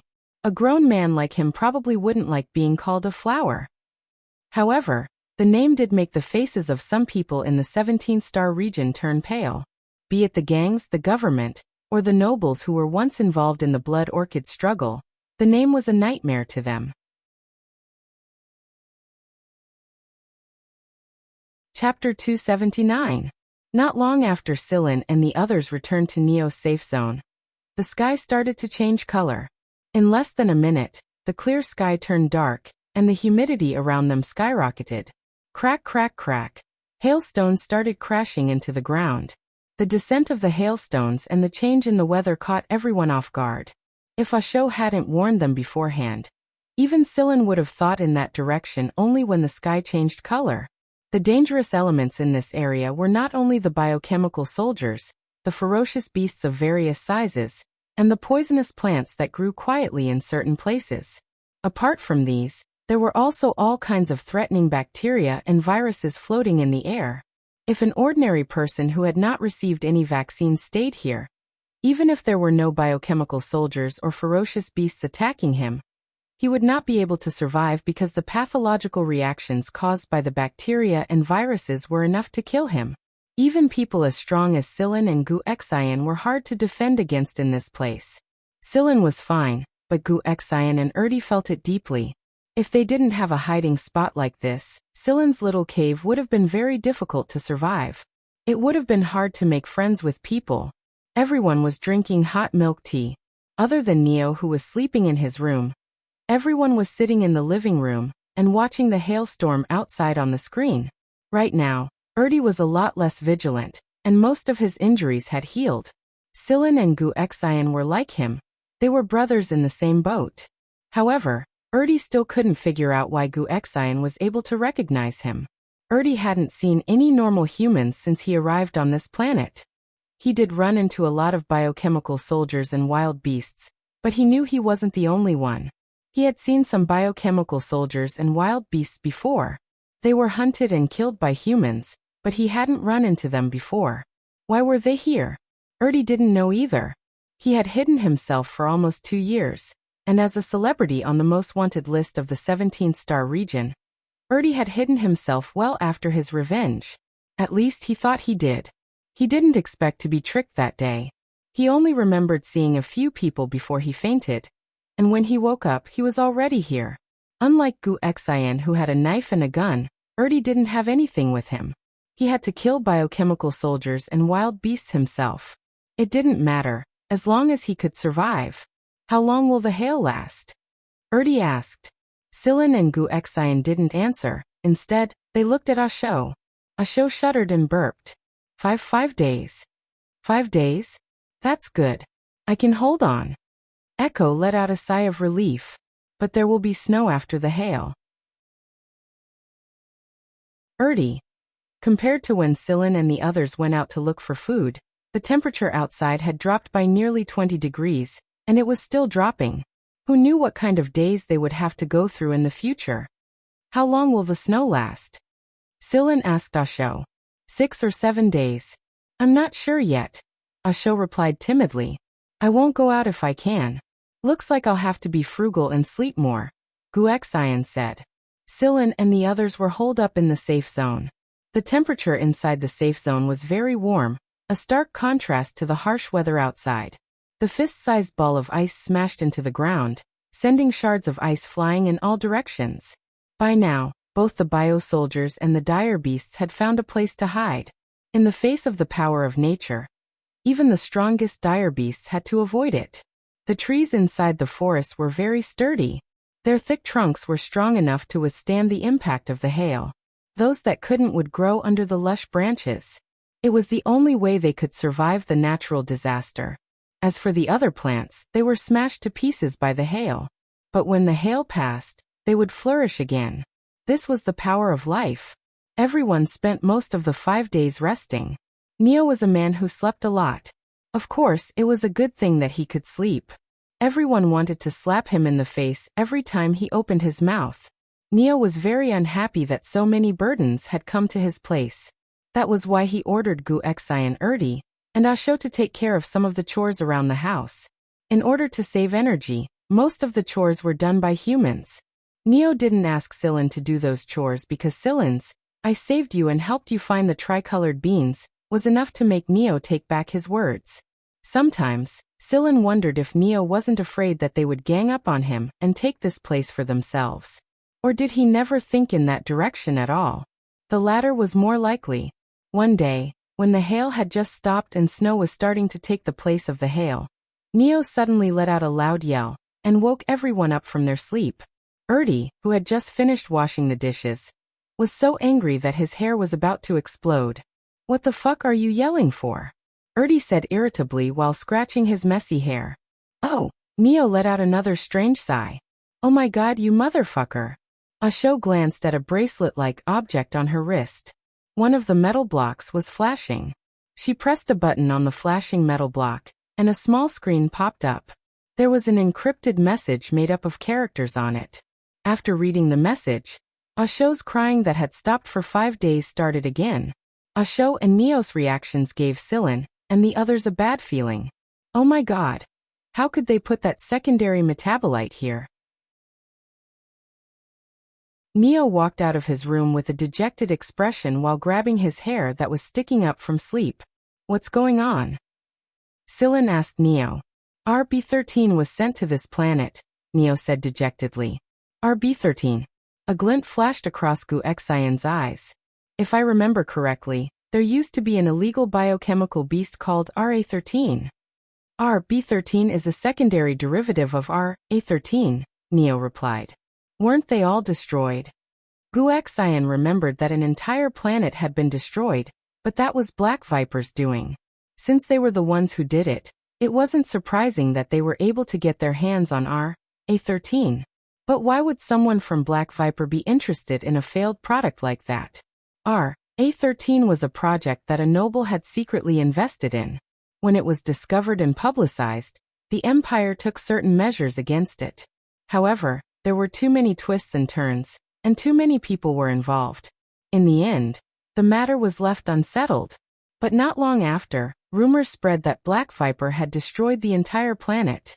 RA-13 is a complete failure, but RB-13 isn't much better.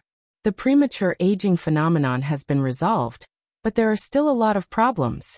How could they throw such an incomplete product into a place like this? It's blah blah blah. Sillin wasn't interested in Neo's subjective comments.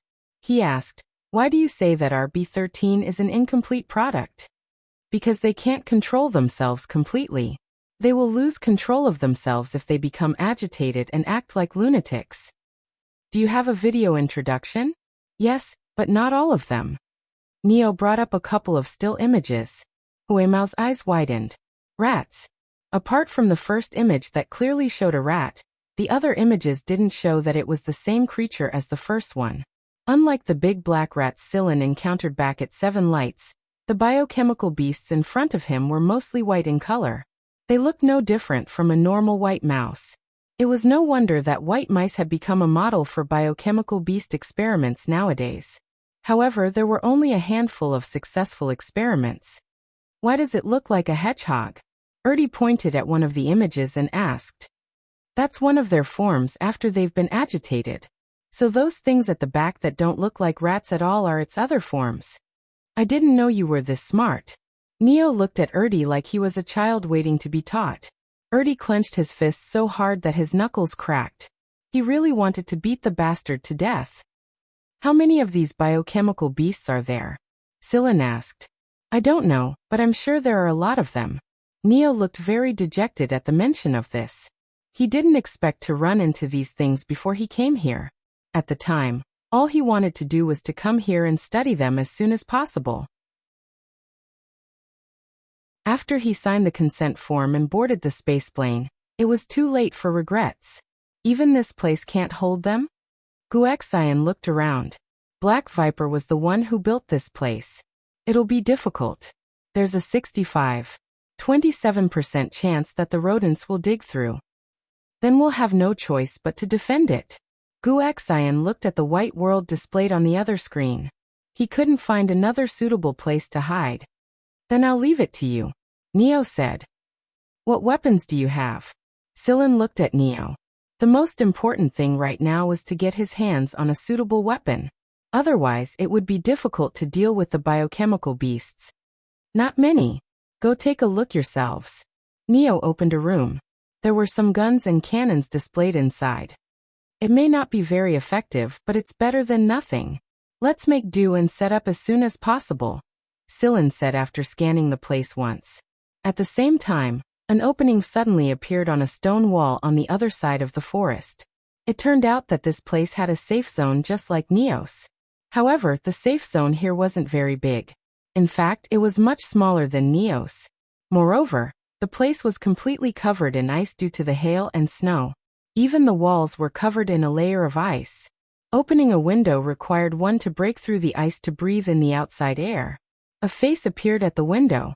It was none other than Huali, the dissecting freak that Neo mentioned.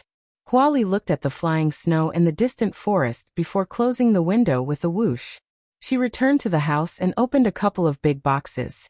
She took out some of the things inside and put them into a rectangular box that she had prepared earlier. There were some gun barrels and other weapons inside. After she was done, Huali set up the password and closed the safe zone completely. After exiting the safe zone, Huali walked to the edge of a cliff and put a finger to her mouth. A whistle sounded. They didn't have to worry about attracting the biochemical soldiers and wild beasts at this place. A while later, a silver figure flew up from the bottom of the cliff. When she saw the silver figure, Huali jumped down and landed right on top of it. It was a giant silver eagle. It would be about 3 meters tall if it stood on the ground. After Huali had settled herself on the eagle's back, she gave an order and the eagle flew away from the mountain. Huali passed through the forest while sitting on the eagle's back. There were very few flying beasts in the sky right now. The whole place was covered in white.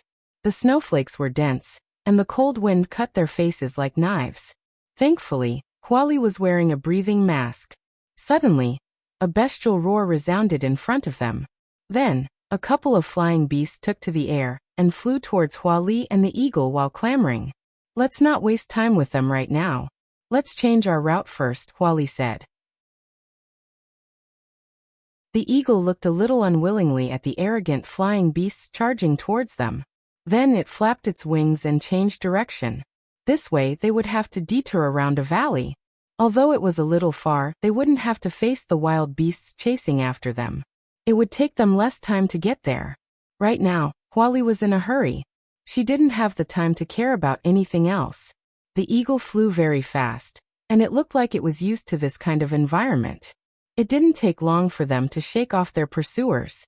Just as the eagle was about to show off, an alarm suddenly went off in its head, and it cried out in a certain direction. Huali quickly took out a couple of parts from her holster, assembled them together and fired a shot in that direction. The bullet scattered as it flew. Bang bang bang. The bullet was blocked by something.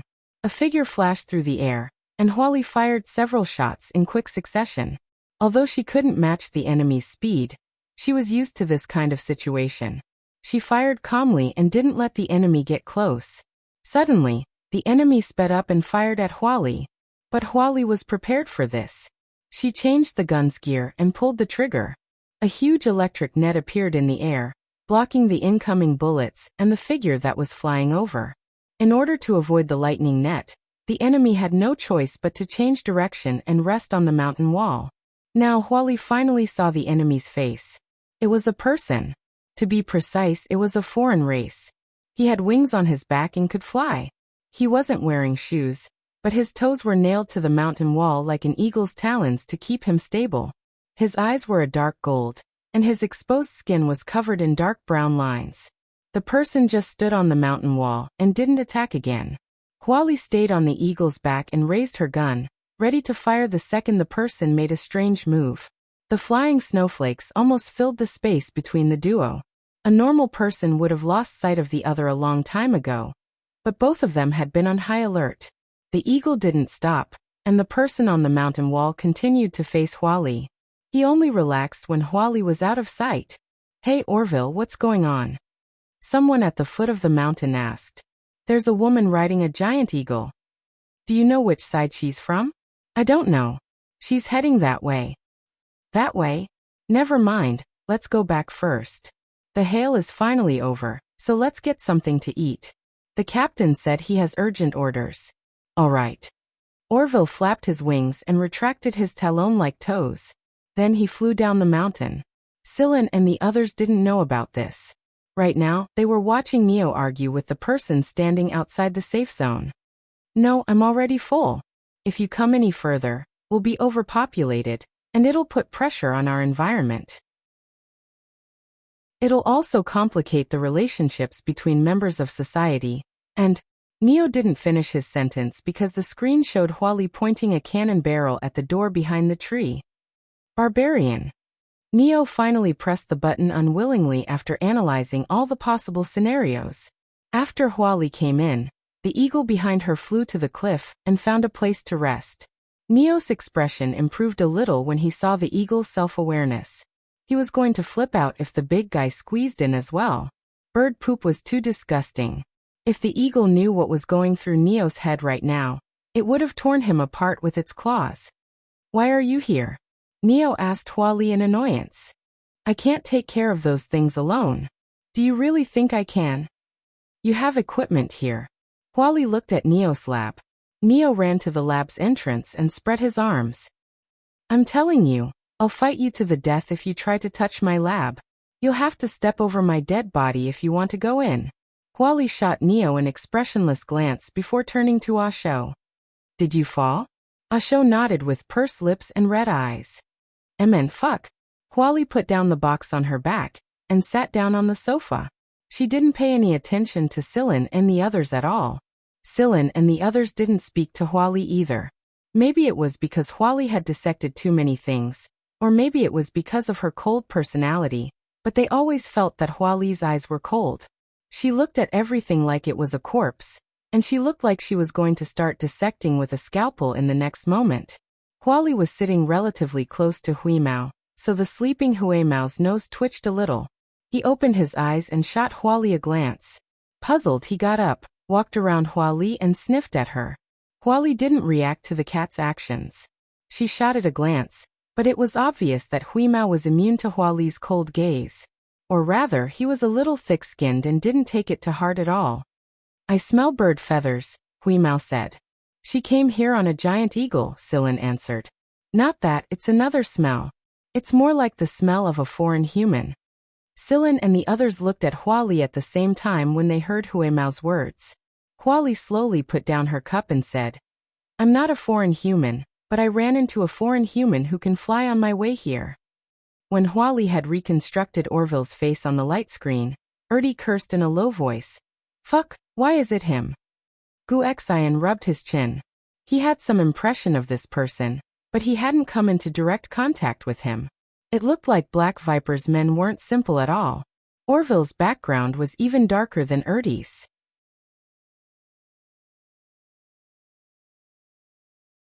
Chapter 280. Since Huali had left her safe zone to seek help, then the RB-13S that had been released into the safe zone would definitely be able to destroy the sturdy materials outside. Not long after Huali arrived, many large boxes fell from the sky above the planet. They were all made of special materials, and there was a password lock on the outside. The parachutes on top of the boxes opened when they fell from the sky. In the forest, a few beasts that were hunting for food saw the box that fell from the sky, and were very curious. After the box fell, these beasts slowly approached it. They walked around the box and sniffed, but didn't smell anything. The box was sealed so tightly that not even the slightest scent leaked out. Moreover, the outside of the box had been cleaned, so the beasts didn't sense anything out of the ordinary. Bang! The sudden noise from the box startled the nearby beasts and caused them to retreat a little. A while later, the beasts curiously approached the box again. Bang! There was another noise, but this time it was even louder. It sounded like something was bumping against something inside the box. The box moved a little. Bang! Bang! Bang! The noise grew more and more rapid. The beasts had gotten used to it by now, so they didn't retreat as far as they would the first time. Instead, they continued to wander around 3 meters away from the box. Beep! The password lock on the outside of the box rang, and the box was unlocked. The box opened with a click. Its fur, the same color as the snow, was exposed. It looked very harmless. This was the RB-13 that Neo had mentioned. It looked like a white mouse, except that it was a little bigger. With a height of 1 meter, it was much smaller than the beasts around it. The white mouse looked around with its ruby eyes. It didn't seem to feel cold despite the low temperature. After sniffing a little, its gaze stopped on the moving beasts. The beasts were no longer afraid when they saw that the white mouse was the only thing that came out of the box. Instead, they treated it like food, opened their mouths and bared their sharp teeth at the white mouse like a tiger watching its prey. When one of the beasts pounced on the white mouse, the others hurriedly followed suit, afraid that they wouldn't get their turn if they fell behind. Mournful cries rang out in the forest. Then, there were the faint sounds of chewing and flesh being torn apart. A while later, all that was left was an empty box and some flesh that was slowly being covered by the snow. The password lock on the box lit up, and the parachute straps on the box broke. The box gradually shrank, and its opening closed. It lay there quietly, buried by the snow. Inside Neo's safe zone, everyone was watching a video in the living room. It was a hidden camera that Neo had placed in a corner of the forest earlier. Since some bioweapons and beasts would sense it when the video was transmitted, he hadn't turned it on until now. But Neo didn't care about that now. Moreover, there weren't many bioweapons or beasts in this weather, so the chances of being discovered were very low. The video showed a primary bio-soldier fighting with a dire beast, which attracted a white mouse. Although both the dire beast and the bio-soldier were injured, they were still full of fighting spirit. When they saw the newcomer, both sides looked at each other but didn't pay too much attention to it. However, dire beasts didn't like a stranger sneaking up on them while they were fighting. So, the dire beast closest to the white mouse let out a threatening roar. Before it could finish its roar, a white shadow flashed and the dire beast's neck was bitten off. After tossing the dead bioweapons to the side, the white mouse looked at the bioweapons. The bioweapons didn't know what fear was, and neither did they know how to run. Instead, they charged at the white mouse. Brown blood splattered across the snowy ground. The bioweapons were instantly dismembered. A white mouse against a white background, but the combination of colors was enough to make one's hair stand on end. So fast! Guxian exclaimed. And its claws are very sharp. Erdi looked at the white figure walking further and further away in the video. He then looked at the patch of brown flesh on the snow that looked like it had been cut by a knife. In just a split second, the white mouse had been able to tear a bio-soldier into such a state. Not only was it fast, its claws were sharp enough to cut through bone without hesitation. Huali didn't say anything. She simply touched her long box. They still have room to grow. Neo added. If every white mouse we send over is like this one, then they're only at the beginning of their growth. Their appetite is huge, their metabolism is fast, and they can grow a lot every day. What? Those things still have room to grow? Does that mean they'll grow even stronger? Erdi asked. That's for sure. Since they're biochemical beasts and were originally experimental subjects, their stability is very low, and their mutation rate is very high. They might be mutating and dissimilating at every moment, so the growth of each experimental subject doesn't have a fixed direction. Maybe one of them is an armor type that focuses on defense, and the other one is an aggressive type. Who knows? That's why I said that RB-13 is a failure. Neo still looked down on the RB-13, even though it was a great threat. From an experimenter's point of view, RB-13 was a failure in Neo's eyes. Is that so? I wonder if you'll turn into its feces in a few days, Erdi said mockingly. Do you think I'm an idiot? Why would I provoke those failures? You're the ones who should be leaving. Neo wasn't worried about his life at all. Huali wiped the spear in her hand. Idiot. Neo was about to retaliate when Sillin pulled him back. Will the tricolored bean's toxin work? Neo's attention was attracted by Sillin's words. I don't know about that. We can give it a try, but we'll have to change the gun first. If we're still using the same gun, we won't even be able to break RB-13's skin. Sillin nodded and walked to where Neo kept his weapons. It didn't take long before Sillin walked out. Neo, can I borrow a few spare parts from your lab? No. Neo rushed into the lab and raised an arm. If you want to touch my stuff, you'll have to cross my dead body first. Erdi, Gu Xian, and Huali all looked at Neo. Gu Xian spun the gun in his hand. Erdi played with a small knife, and Huali raised the sniper rifle she had just assembled. Neo. After a minute of stalemate, Neo twisted his neck and said, I'd rather die than submit. This is my place, and I'm already being merciful by letting you in. If you're alone, you'll die sooner or later if you run into those things. You know that the safe zone can't stop them at all. Even if you have an isolation pod, do you really think you can survive 10 days inside one with your weak constitution? Huali attacked him mercilessly. Neo fell silent. It would be terrible if he had to rely on nutrient fluids to survive. His constitution was very resistant to nutrient fluids, and he had always believed that hibernation would affect his intelligence.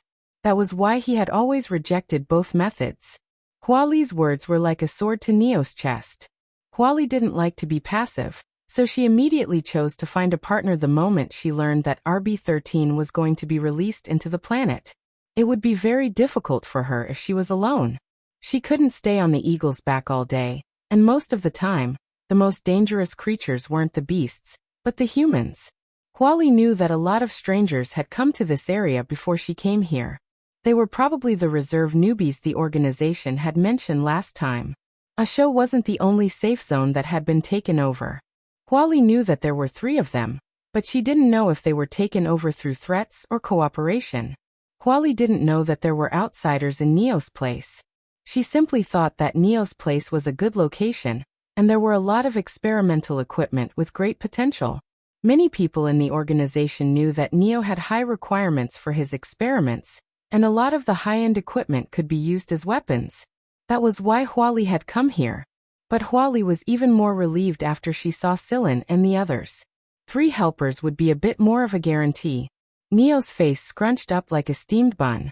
After a moment of hesitation, he said, Then you can only use a few of them. You must tell me every equipment you need. Otherwise, they won't be activated without my orders. Of course. After Sillin walked into Neo's lab, he stopped in front of a test bench in a familiar manner. There were a couple of instruments on the bench, and after Neo had inputted his orders, Sillin deftly dismantled some of the parts on the instruments. Neo was screaming at the side, because he was afraid that Sillin would destroy them. Both Gu Xian and Erdi were surprised to see that Sillin had dismantled a couple of Neo's precision equipment with a palm compound knife. They didn't know that this guy was capable of this. Gu Xian and Erdi didn't know anything about Sillin. In fact, they hadn't even heard of Sillin before. If Gu Xian was still in the army, he would have been able to learn a lot from Sillin, but he wasn't in the army right now. As for Erdi, he had heard of anyone with a bit of fame in the underworld such as Orville. However, he had never heard of Sillin before. Sillin used some of the parts he had dismantled from Neo's instruments to assemble a couple of simple devices. These devices would allow Sillin to modify the guns in the warehouse. Complicated modifications were out of the question, but simple modifications were definitely doable. An hour later, Sillin tossed a gun to Wuxia and Erdi. He looked at Huali and tossed her a gun as well. Huali caught it. The bullets were modified as well. Neo had synthesized a lot of poison earlier, so it was enough. Let's try it out first. If the poison doesn't work, we'll look for other ways immediately, Sillin said after distributing the bullets. It wasn't a good idea to sit around and wait for death. Sillin preferred a prepared fight, and he needed to know his enemy better than anyone else. It was still snowing outside, and the temperature was very low. Sillin and the others put on a thin protective suit and a breathing mask before exiting Neo's safe zone. The protective suit was white and could insulate them from body heat. This way, the wild beasts wouldn't be able to detect them due to the heat. However, their movements were slightly restricted after putting on the protective suit. They wouldn't be as agile as usual. Although Neo said that he wasn't interested in a failed experiment like the RB-13, he was still very concerned about the poison's effect on the RB-13. After Sillin and the others left, Neo entered the data processing room in the lab. There were a lot of RB-13s, and they were scattered all over the place when they landed.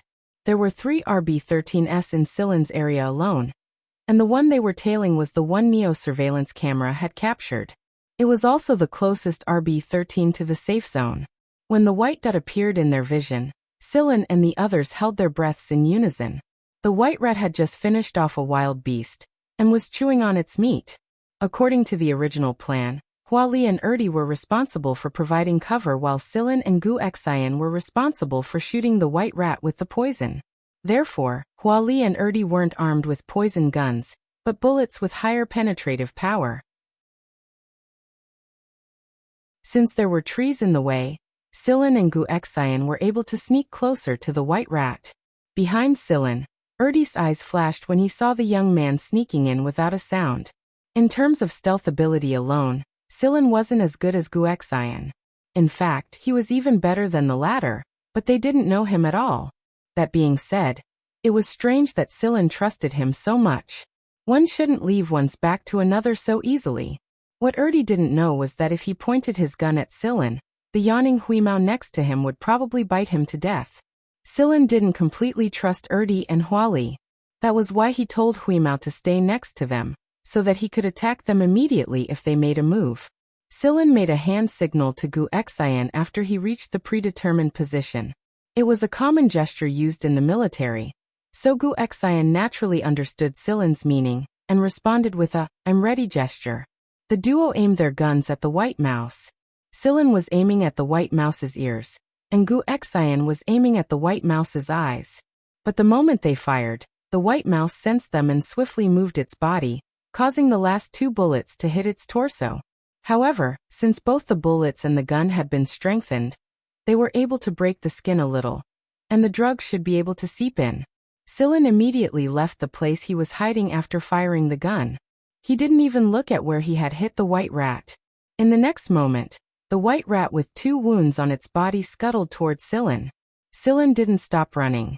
Sensing the movement behind him, Sillin dodged the white mouse's swinging claws and flipped over to kick the white mouse's neck. A white mouse's neck was very fragile, but that was only true for a normal white mouse. RB-13 was undoubtedly a lot stronger than RB-13. Sillin's kick was strong enough to break a tree as thick as a person, but the big white mouse only stumbled a few meters to the side after taking the kick. Wuxia, Huali and Erdi all fired at the white rat while it was slowed down by Sillin's kick. A couple of red spots had appeared on the white rat's body. They were the marks left behind by the bullets. However, the white rat was still as ferocious as ever. It ignored the people shooting from behind and chased after Sillin. Did the poison not work?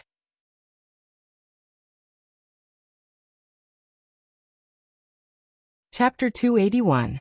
Sillin dodged a few of the white mouse's attacks with his agility, and the trees around Sillin were cut down like tofu. The red dot on the white mouse's body was slowly shrinking, and it wouldn't be long before it completely healed. This was something no one had expected. After all, the bullet contained a toxin that could swiftly kill a biochemical soldier. What do we do? Erdi asked Gu Xian while searching for an opening to fire. Gu Xian didn't know how to deal with this kind of biochemical beast either. Their muscles were very strong. When they were highly constricted, they could block external physical attacks. When a bullet hit them, it would be stuck before it could penetrate deep into their muscles. This kind of big white rat had amazing recovery ability. When the bullet exploded, the explosive force blasted a hole on its body, but it didn't take long for it to gradually recover. Gu Xian felt that they still hadn't found the right target. The noise attracted the attention of some wild beasts that were out hunting for food. Not only did Sillin and the others have to deal with the white mouse, but they also had to deal with the incoming wild beasts.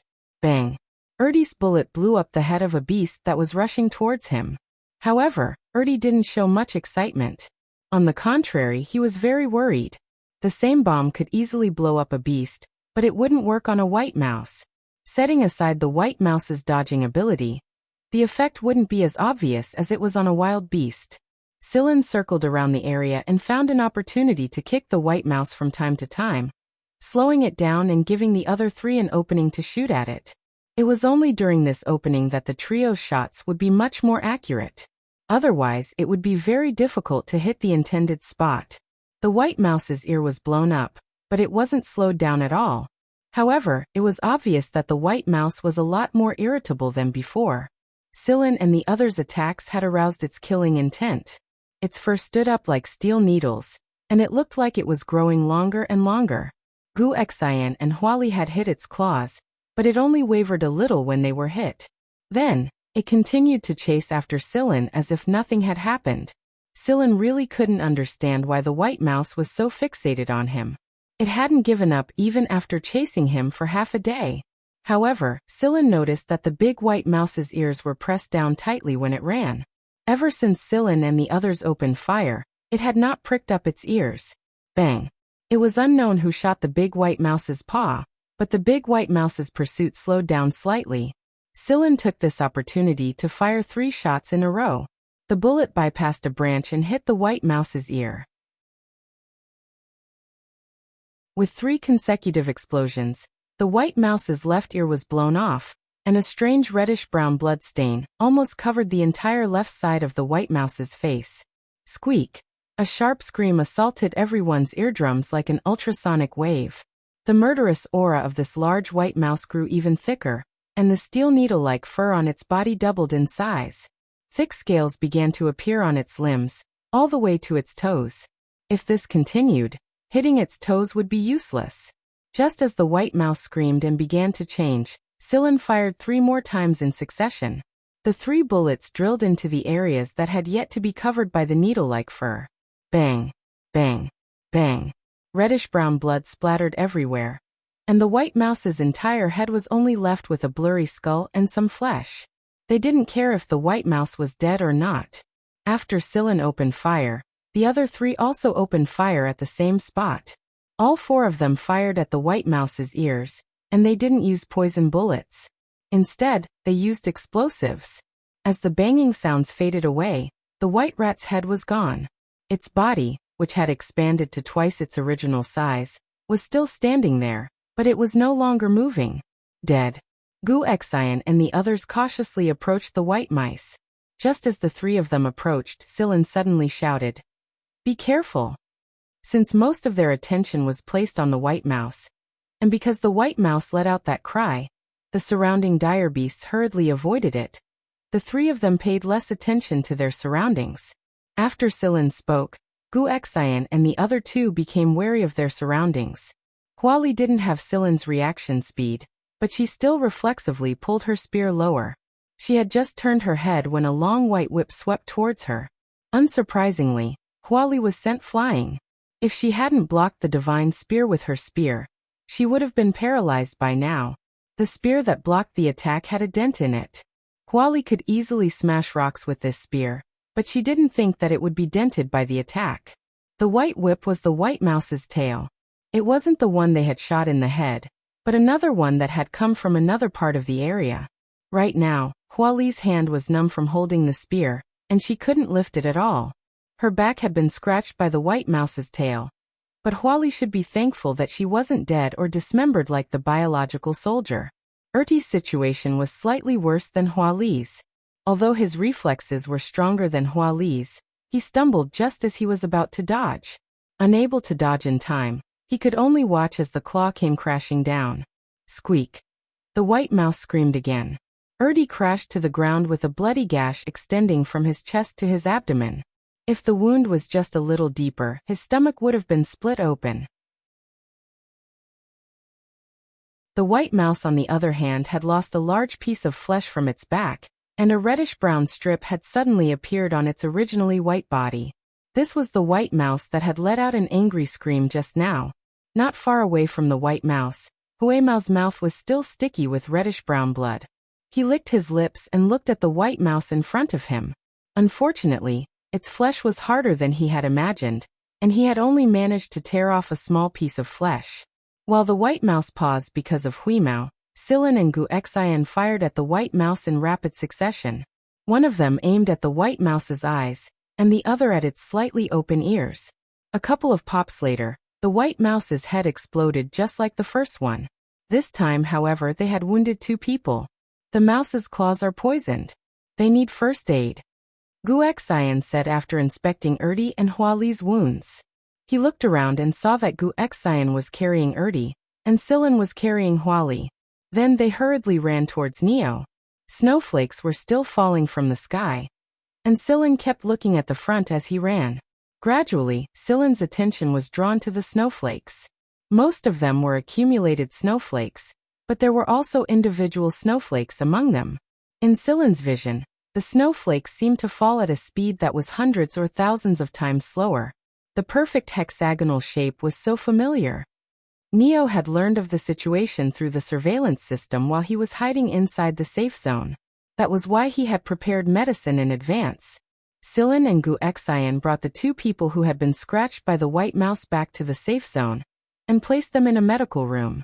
Ertie was still relatively clear-headed. He could feel the burning pain of his wounds, but Huali's consciousness was already fading. Although Ertie's wound was a lot bigger than Huali's, it was obvious that Ertie's resistance was better than Huali's due to his constitution. Ertie's wound was brownish red, and there was inflammation around it. In comparison, the wound on Huali's back was a lot scarier. The wound wasn't big at the beginning, but it festered very quickly. The reddish-brown color had spread to almost half of her back. Since Silin and the others were all men, they called Asho over. At first, Silin and the others thought that Asho would cry a little and burp a couple more times. But to their surprise, Asho's hands were steady and practiced even though his eyes were red. Silin asked Neo in private for the reason, and Neo answered in a matter-of-fact manner. Since I've decided to come to this place, it's only natural that I know basic defensive techniques and how to treat wounds. If I don't even know this, then I might as well kill myself. His words sounded reasonable, but they were surprising when they were applied to Asho. However, he was only surprised for a short while. Silin still had important matters to attend to. The reason why Huimao didn't make a move in the beginning was because Silin had asked it to collect information on the white mice. The information obtained would allow Silin to better understand this biochemical beast. Although these white mice were very tough, Silin was relieved that they were not like the bio-soldiers that did not have a fixed weakness. In other words, once the white mouse's head was blown off, it would be dead, and its body would not continue to move. After calculating the white mouse's defense, Silin realized that all the bullets he had were not enough to penetrate the white mouse. Excluding the accuracy of the shots, it would take 3 bombs to completely blow up a white mouse's head. The poison bullets did not have much of an effect. It would be better if the explosives were faster and more powerful. Unfortunately, the materials he had were limited. He didn't have an endless supply of bullets, but he didn't know how many white mice there were. Silin wasn't stupid enough to fight the white mice with his bare hands. He could deal with them with a longsword, but that was only limited to one-on-one battles. Silin wasn't stupid enough to fight them with his bare hands when faced with a large number of white mice. He still had to think of a way to get the bullets out, or modify his gun once more. Silin called Neo over to discuss his ideas. Neo's face scrunched up like a steamed bun again. Based on the materials we have now, the power of the explosion can be increased, but the bullets will be bigger and slower. Based on the data you provided, the white mice have a 73% chance of evading. If that's the case, we might as well use the original explosives. Sillin thinks for a moment before asking, "Don't you have other materials to make more powerful explosives?" "I don't have any other materials that you can use to make more explosives." After all, his research doesn't require them. However, there is a place where he might have other materials. Neo walked into his lab and keyed in a password. A cupboard device opened up, and Neo keyed in a string of characters. Then, he pressed a metal block on his bracelet that looked similar to Asho's. As the metal block flashed, the characters on the device quickly changed. 5 minutes later, Neo frowned and said, "This is ridiculous." "What is it?" "That guy actually compromised with the invaders." Neo was very disdainful. It would appear that the place Neo mentioned was occupied by the same people as Sillin's group. The only difference was that the occupation was a little more intense. "We can't get the materials?" "We can't. That guy is being watched." "How far away is the place you mentioned?" Sillin pulled out a map and had Neo point it out. Neo took a look and pointed at a certain place. "This is it." Sillin estimated that it would take him at least half a day to get there. While Sillin and Neo were discussing the materials for the explosives, Guxian came over and called for him. "Sillin, come here for a moment. I have something to tell you." Erdi and Huali should be thankful that Neo had a lot of antidotes. Erdi was starting to recover after the treatment, and Huali wasn't as resilient as Erdi, but she had woken up as well. "They look like they're recovering pretty well," Sillin said after inspecting their injuries. Erdi was leaning against the back of his chair with a dark look on his face. "I'm very understanding. I know that people who were scratched by rats have emotions." Neo was expressing his concern and forgiving Erdi and Huali's sullen faces, but he didn't realize that his words sounded like mockery to everyone else. Erdi narrowed his eyes and suppressed the anger he felt because of Neo's words. He said slowly, "I was tricked." Neo motioned for him to speak more clearly, but he was looking at Erdi with obvious suspicion. Erdi didn't have the time to argue with Neo right now. The calmer his voice was, the more angry he was. "I could have avoided that claw attack, but someone shot at my leg." Erdi rolled up his pant leg. There weren't any visible marks on his leg, but upon closer inspection, there was a tiny needle mark. Neo used a testing device to confirm that Erdi's leg had indeed been shot with a plant anesthetic. Neo had researched this plant anesthetic before, but he didn't think it was useful in the end, so he didn't delve too deeply into it. The plant was from that forest, and it was relatively common compared to the tricolored beans. Sillin did notice that someone was nearby at the time, but he didn't look for Erdi and Huali because of their injuries. The person had followed them for a while, but Sillin had asked Huimao to lure some wild beasts to stop the person. Guxian didn't know about this. "Ah, I got it!" Neo suddenly shouted. The chain in his hand flashed, and when he pressed it, a still image of 3 people appeared on the screen. That's the person who was following us." Huimao pointed a claw at a person with 4 eyes. "Heido sent this to me when they weren't paying attention. If you're going to find the materials, you'll have to come into contact with these people," Neo said. "Heido's place was taken too." Asho asked sympathetically. It looked like she wasn't the only unlucky one. "Heido has the materials you need to improve your ammunition. You'll need to hurry if you want to get them." Heido said that they're planning to do the same, but judging from their intelligence, I think there's a 93% chance that they've wasted the materials. If you go now, you'll be able to get between 75% to 33% of the materials, Neo said. Erdi rolled his eyes at him. "Why do you have to be accurate to 2 decimal places every time?"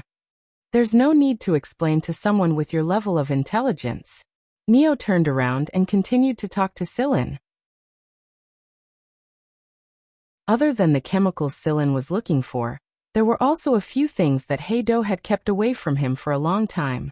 "That's why you should take them back while you're at it." Neo passed a temporary list to Sillin. Sillin glanced at it briefly before replying, "I'll bring them to you when I have the time." I'm sure you have the time. Where are you going? I'll go with you. I'm not injured right now anyway, Wuxia said.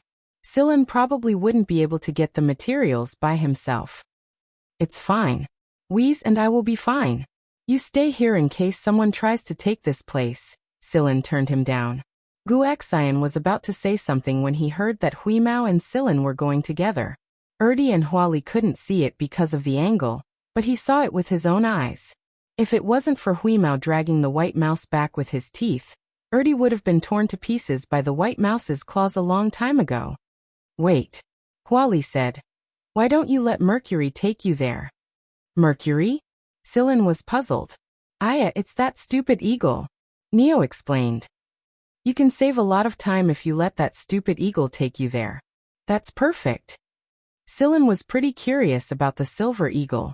That being said, Mercury was a really strange name. Huali explained Mercury's situation and some techniques to Sillin. Then, she walked to the tree with Asho's help and put a finger to her mouth. A whistle sounded, and a silver-white figure appeared in front of them not long after. Huali gave Mercury a few instructions so that it could familiarize itself with Sillin and Sillin's whistle. Mercury couldn't speak, but it understood what they meant. After crying out twice to indicate that it understood, it lowered its body and allowed Sillin to jump onto its back. Before Sillin could move his feet, Huimao jumped onto Mercury's back and walked a circle on its back. At first, Mercury wasn't used to it. It shook its head and flapped its wings, and gradually calmed down. After Sillin jumped onto the eagle's back, Huali rubbed Mercury's lowered head and told it to be careful. Mercury let out a cry before flapping its wings and flying off.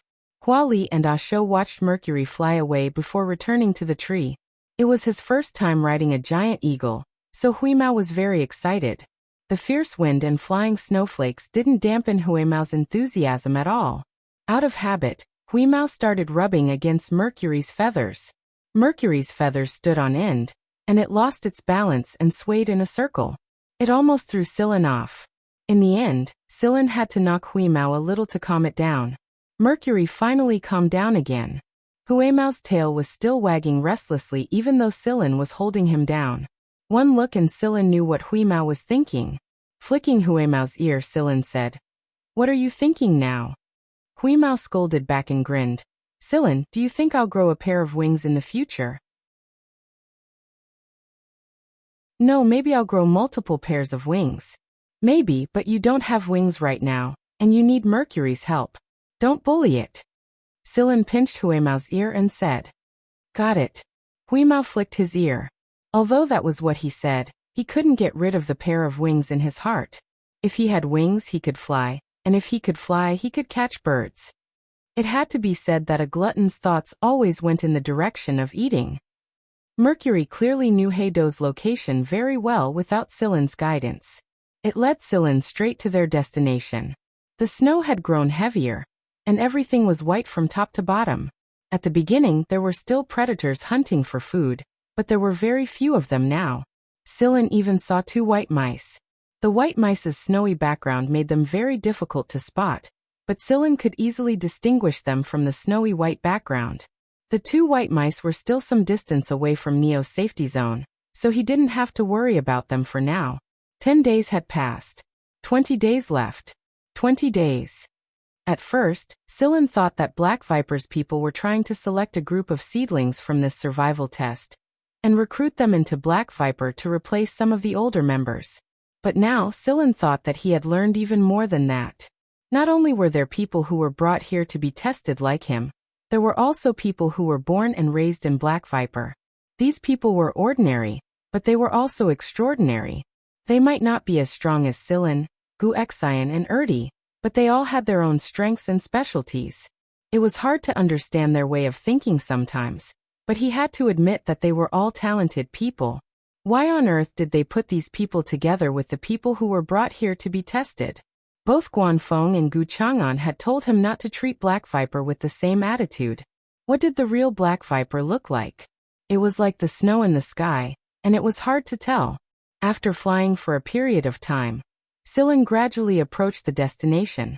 Mercury looked to the side and signaled to Sillin that their destination was there. Then it made a turn and landed at a more secluded place. I know the route. Find a place to hide and I'll call you when the time comes. Scylla jumped off Eagle's back and said to Mercury. Mercury nodded and shot a glance at Huimao, who was staring at its wings with great interest. Then it ran away like it was running away from something. Scylla poked Huimao and said, "Come on, let's get to work." Heido was located around the mouth of a volcano. Qinlai didn't know if the volcano was dormant or active, but it hadn't erupted in the past 100 years. There were a lot of plants growing around it. Evergreen plants made up a large portion of the planet.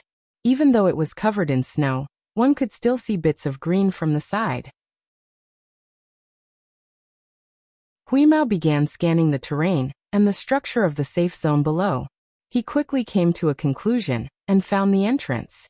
Of course, Scylla and Huimao weren't going to enter through the main entrance. Instead, they were going to enter through a small vent. The three people who occupied this place definitely didn't know much about this place. After all, their time here was limited. Scylla and Huimao came to a secluded vent. It was blocked by a few layers of mesh windows. Huimao cut off the wires connecting the windows to the inside of the safe zone. Scylla took out his tools and quickly removed the window. A man and a cat entered through the narrow vent. After passing through the narrow space at first, Scylla finally arrived at a room in the safe zone. Before Scylla came in, he already knew what this place was based on the structure that Huimao had scanned. It was a spare room where the instruments were stored. Heido was locked in the laboratory next to it. Scylla and Huimao split up. At that moment, Heido, who had dark skin and a chubby face, was squatting in the laboratory. Not far away from her was a fierce-looking man who was playing with a small knife. Not far away, two people were discussing something. The man suddenly put away the knife and sat down next to Heido. He looked at the cowering Heido and said with a smile, "Your reinforcements should be here soon, right?" Heido trembled. Heido wasn't the only one who was surprised. Scylla was also surprised. This man knew that Heido had contacted Neo. When the fierce-looking man smiled, Heido didn't relax at all. Instead, she felt even more scared. There was a type of person who looked more chilling when they were smiling than when they weren't smiling. Sensing Heido's fear, the man raised a hand and rubbed Heido's head.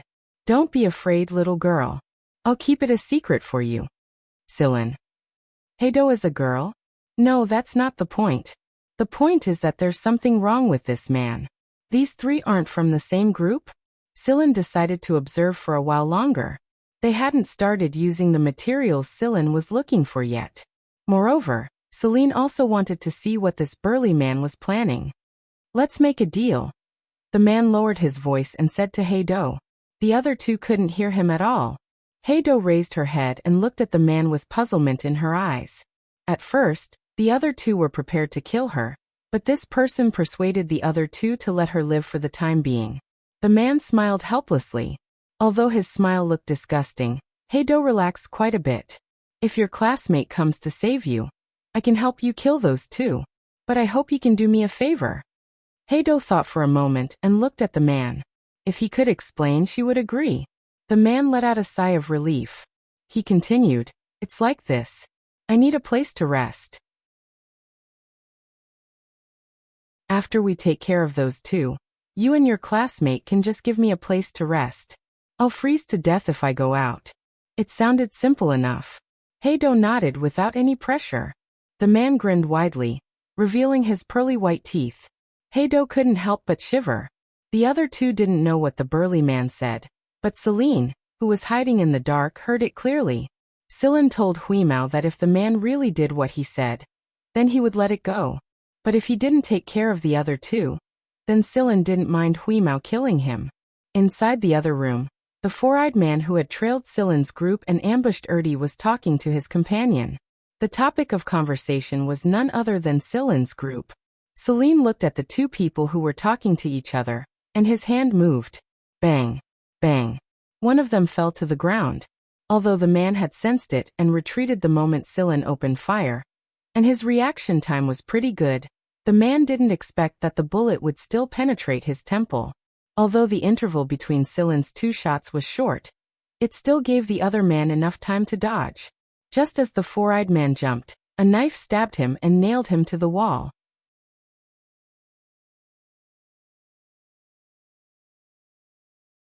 Chapter 282. The four-eyed man didn't close his eyes even before he died. His eyes were filled with astonishment and resentment because he didn't think that the person who mercilessly stabbed him in the back was his accomplice. Even though he had wanted to kill his accomplice since a long time ago, he didn't think that his accomplice would harbor the same intentions. The attack was too fast. There were no unnecessary movements, no hesitation, no killing intent, and no killing intent at all. Then it sliced through the four-eyed man's windpipe, severed his neck, and nailed him to the wall. If this place was built with the same materials as Neos, then it would be very difficult to leave a mark on the walls. However, this brawny man's blade had pierced through the four-eyed monster's neck and left a hole in the wall. It was obvious how special his blade was. The blade wasn't big, and its earthy gray blade didn't reflect any light. However, it looked ordinary from afar. Sillin had seen the brawny man play with this blade before. The brawny man skillfully turned the blade over and over in his hands. It looked like he had been playing with it for many years. Some people would withdraw their killing intent after killing too many people. They were like old hunters hiding in the dark, silently delivering a fatal blow to their prey. Judging from this, Sillin knew that this fiendish-looking brawny man had taken more than 1,000 lives, unless this was his nature. It took him less than 5 seconds to finish off these two people. In a fight between experts, life was short. After the four-eyed man was dead, the brawny man walked over and pulled out the blade. Blood dripped down the tip of the blade, until there was no trace of blood left on it. Sillin stared at the brawny man cautiously. Although he wasn't aiming his gun at the brawny man, he was ready to fire the second the brawny man made a move. When the brawny man saw Sillin's reaction, he folded the blade and raised his hands to show that he meant no harm. "You're the helper the kid called over?" the brawny man asked. Sillin didn't answer. Instead, he yelled at the room behind the brawny man. "Heido, come out and contact Neo." Heido shrank into a corner when she heard the commotion outside.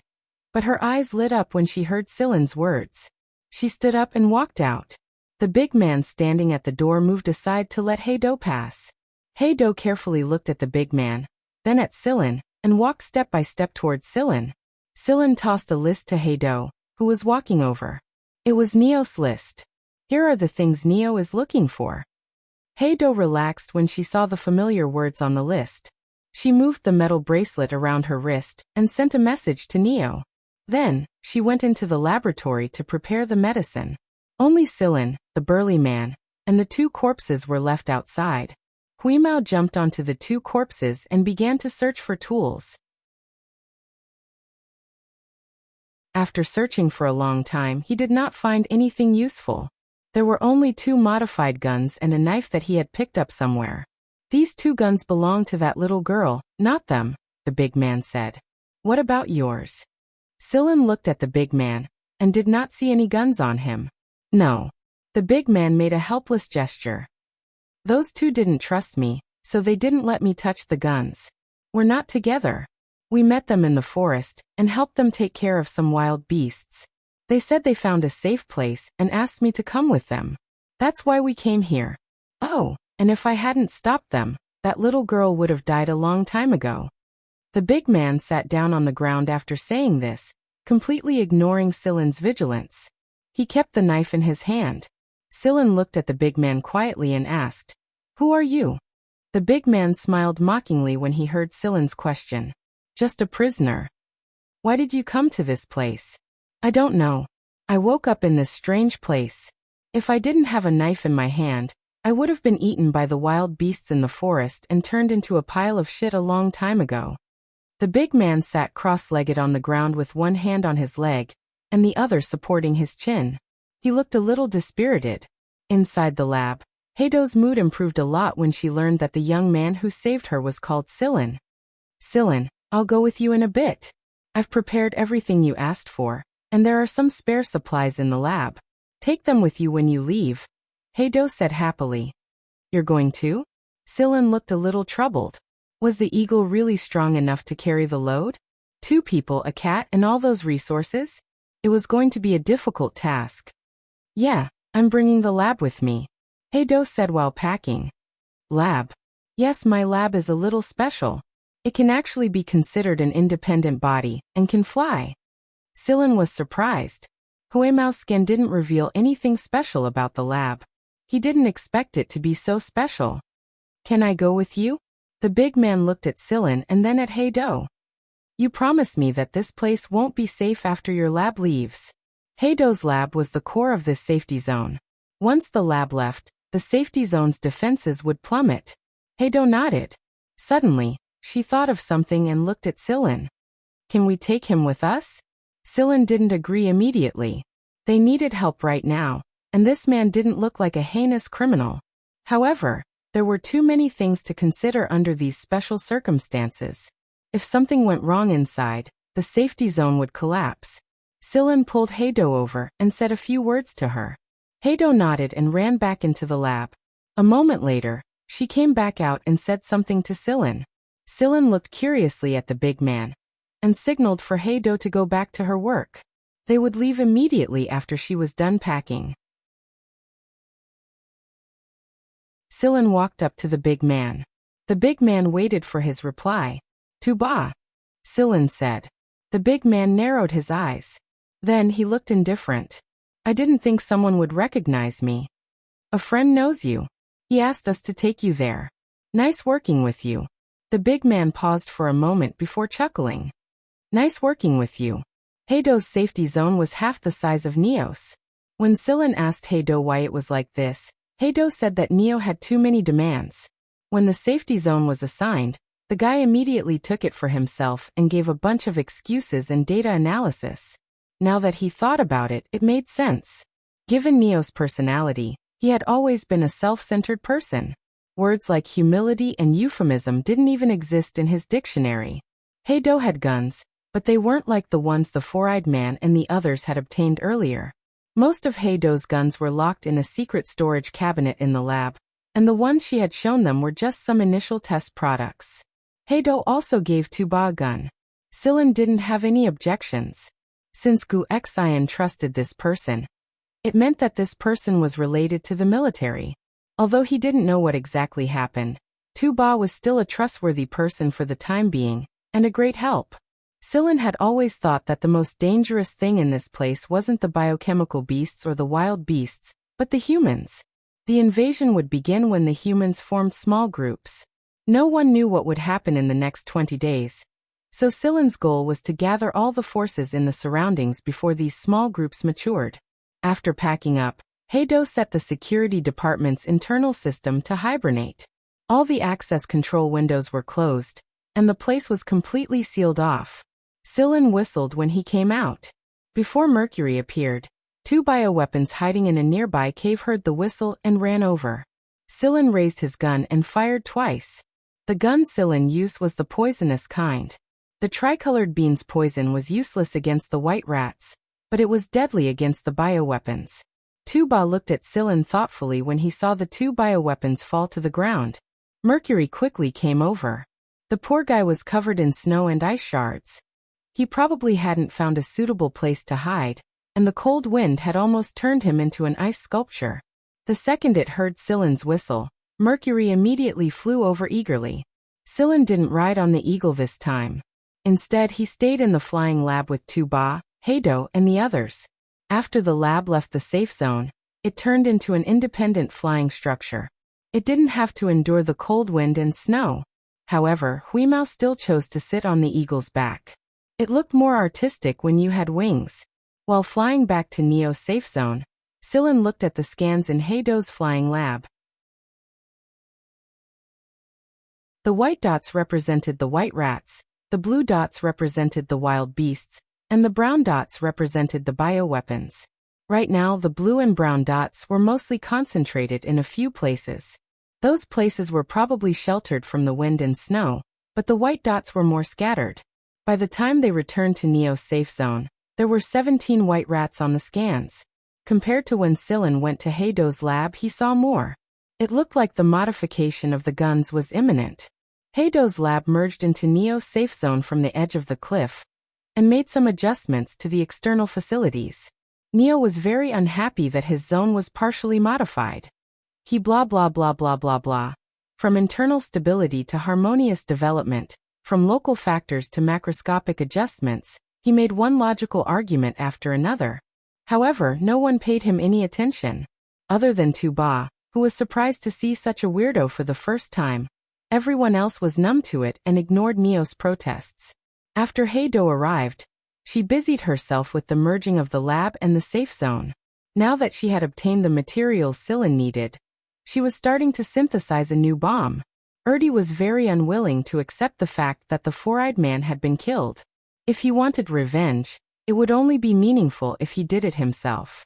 Otherwise it wouldn't be fair. Gu Xian was the happiest about Tuba's arrival. Tuba was from the army and was once a high-ranking officer.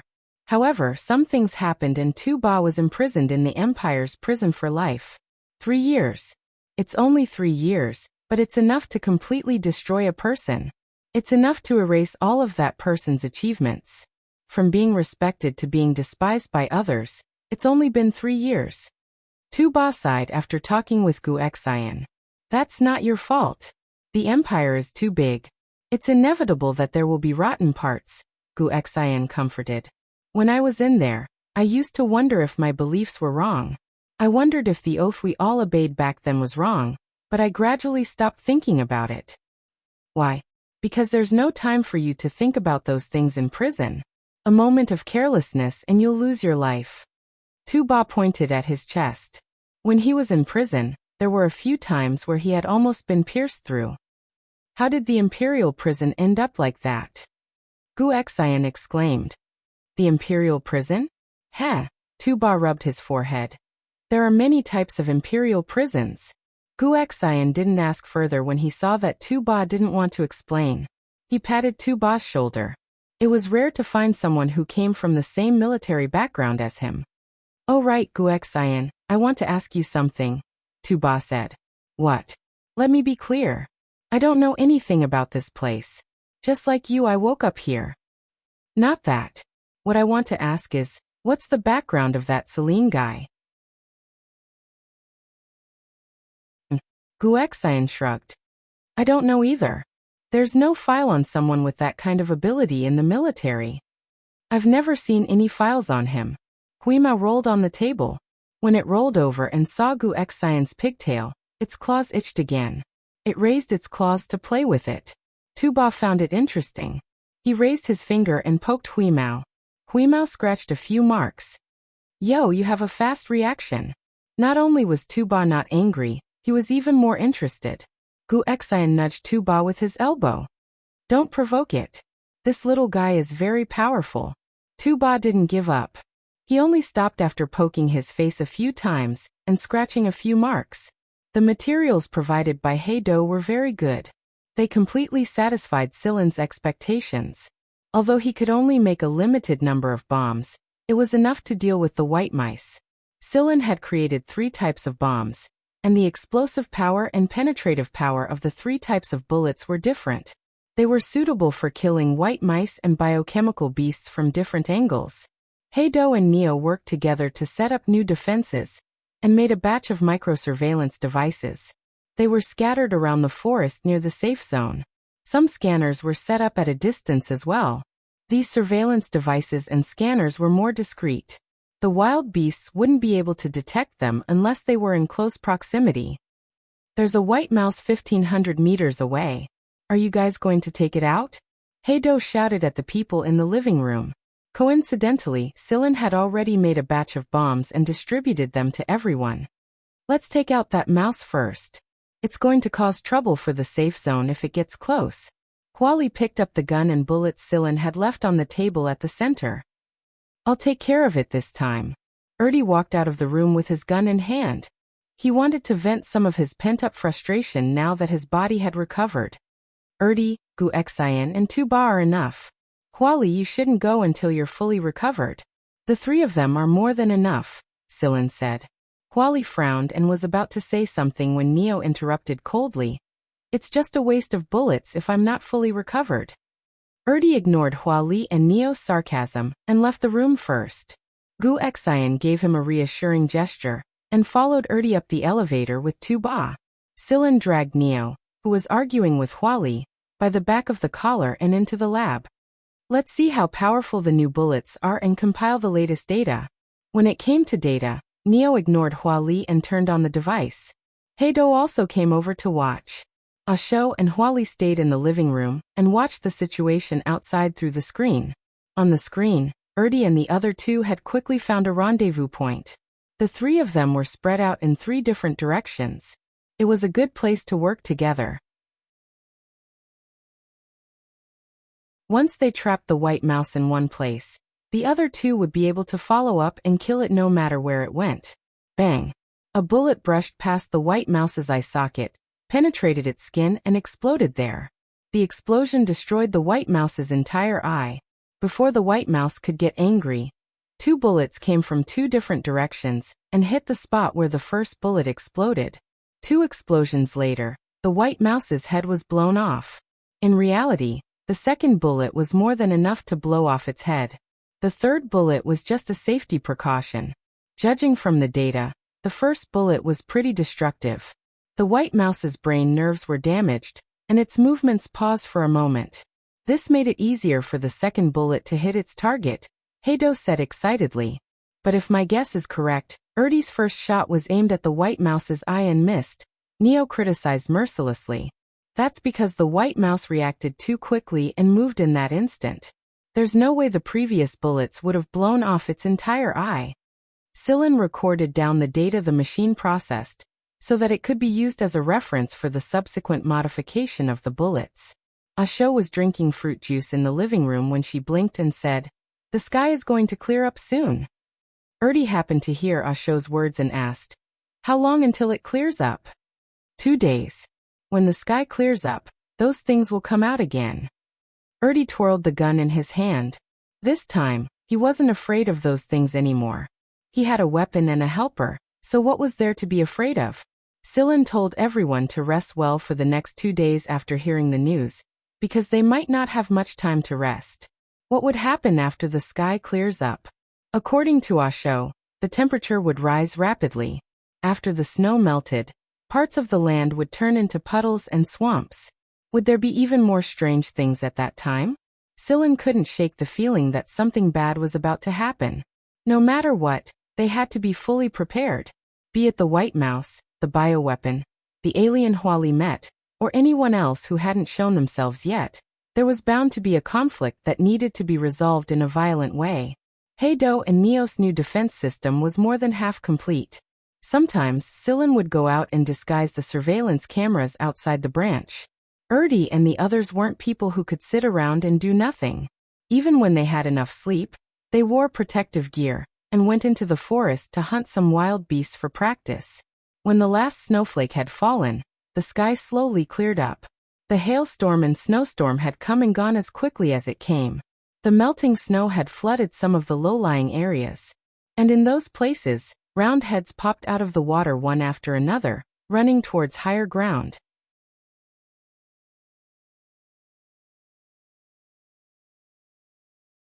Chapter 283. Now that the sky had cleared up, some of the animals that had been hiding for the past few days started to show themselves. The forest was much livelier than when Sillin first arrived. And because of this activity, they could often hear some roars and whines through the surveillance devices in the forest.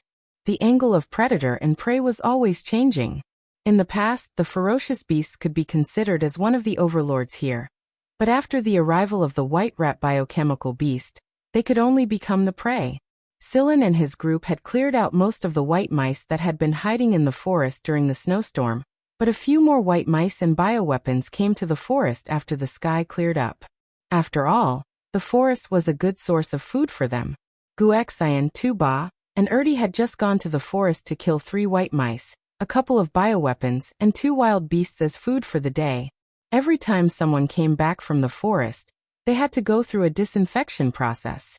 Neo's obsession with cleanliness wasn't without reason. There were too many germs out there, and no one knew how many new germs would appear after the snowstorm. After all, many germs mutated too frequently, and everyone had to be on guard. Sillin and Neo worked together to create a couple of compound antibody serums in the lab. Everyone was given a shot to prevent infection, especially people like Asho and Heido. If they were seriously infected, it would be very difficult for them to survive. Their constitution made them vulnerable in this area. Huimao counted the days with his claws every day to see how many more days he had to stay here. How was it today? Silin asked the trio who had just returned from the outside. Guxian, Tuba, and Tuba walked into the newly set up disinfection room. The disinfection room recorded the germs they carried before they were disinfected, and if there were any new germs, they would take some samples for Silin and Neo to update their virus database and create a special antibody serum to prevent further infection. It's all right, we're used to dealing with white mice now, so it's easy to kill them. But the number of black bugs has been increasing lately, Guxian said while wiping his face. A lot of black bugs had appeared after the sky cleared up. Their heads were flat and had no eyes, only sensory cells that looked like eyes. They didn't have a single clawed foot. Their walking style was similar to that of a snake, and they were very fast. Although these black insects were only as long as a palm, they had fine, sharp teeth. At first glance, they looked like the spines of a feline's tongue. With these special sharp teeth, they could scrape meat from other animals for food. Most importantly, there were a lot of them. If he encountered these guys, Silin would choose to use the cryogenic cold beam gun, because they were resistant to heat and cold. Of course, if he saw a bunch of black worms, throwing a Molotov cocktail at them was also a good idea. Even if they could withstand heat, they wouldn't be able to withstand fire. These guys usually like to hide underground. I bet the melted snow has flooded some of the low-lying areas, forcing the bugs out, Erdi said. He had killed many of these black bugs today.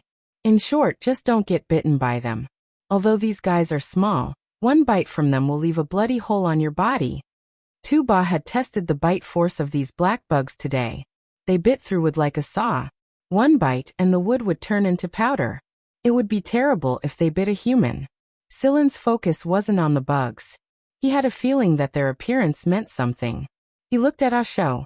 The little girl was holding a cup of freshly squeezed fruit juice, and didn't react at all. Did that mean there was no natural disaster?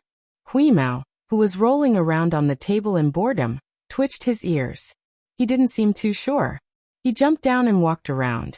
He looked at Silin and said, "It's going to be an earthquake." Asho, who was drinking fruit juice, choked and coughed. She looked confused. "I don't feel anything. Why would there be an earthquake? It's not natural. It's man-made," Huimao said with certainty. He had already sensed the movements of the machines underground. Silin called Huimao over and showed him the map of the surrounding area. "Roughly where will it be?" Silin moved the map screen in front of Huimao. The others also gathered around curiously. Neo was still skeptical. Once Huimao pointed out Huimao's location, he would analyze it to see if he was telling the truth. Huimao raised his paw and pointed at a few points on the screen. Fortunately, Neo's safe zone wasn't close to the epicenter of these earthquakes. It was at the edge of the zone. Although he could feel the tremors, they wouldn't be as strong. Neo let out a sigh of relief when he finished his calculations. If this cat is telling the truth, this place won't be damaged. The materials used to build the safe zone should be able to withstand the tremors. But isn't that Mond's place? Heido pointed at a place close to the epicenter. Mond. That psycho. I don't know him. Neo hurriedly distanced himself from Mond. It was as if knowing Mond would lower his intelligence. Neo and Mond had always referred to each other as that psycho. Silin and the others shot Neo an odd glance at the same time. Up until now, Neo had been publicly recognized as the most psychotic person in the world. However, they were curious about the person who could make even Neo call him a psycho. Mond is a person who understands animal language.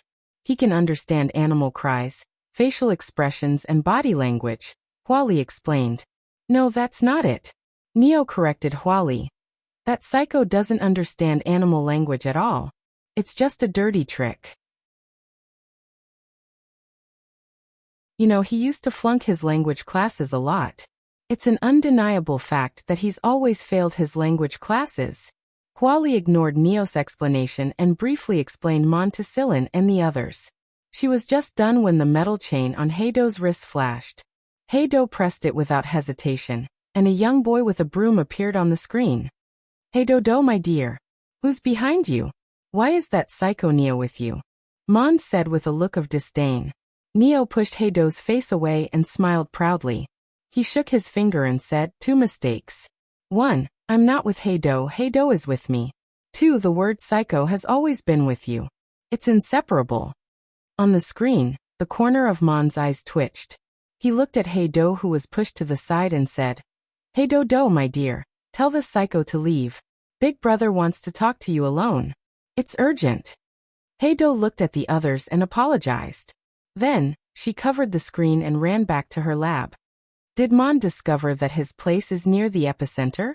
Huali asked with a frown. "Impossible, how could he know? Neo would never believe that Mond had that kind of intelligence." But Heido came out soon and told them that Mond knew that there would be an earthquake at his place. He originally wanted to hide at Heido's place, but Heido had moved to Neo's place already. However, Mond only knew Heido, so he wouldn't beg Neo for help even if he was beaten to death. How did that broomhead know that there would be an earthquake at his place? Guexian asked. Sillin pointed at a black insect specimen on a shelf in Neo's lab and said, "Probably through that. After all, a creature that hides underground all year round is more sensitive to changes underground." Can that broomhead really understand the black insect's language? Erdi rubbed his chin. He couldn't figure it out. That's just a conjecture based on a statistical analysis and a clandestine method. That's all. Neo insisted on his point of view. No one paid attention to Neo's words. Sillin had other thoughts in mind. If there is an earthquake, this place won't be damaged because it's at the epicenter. But other creatures, at least the ones that live around here, will definitely run here. That's true. Tuba agreed with Sillin's words. We'll probably be very busy then. While Sillin and the others were discussing the problems they would face, Heido's bracelet lit up again. I'm leaving for a moment." Heido ran back to her lab in embarrassment. It didn't take long for Heido to come out. The bracelet's communicator wasn't turned off, and Mond was standing there with a constipated look on his face.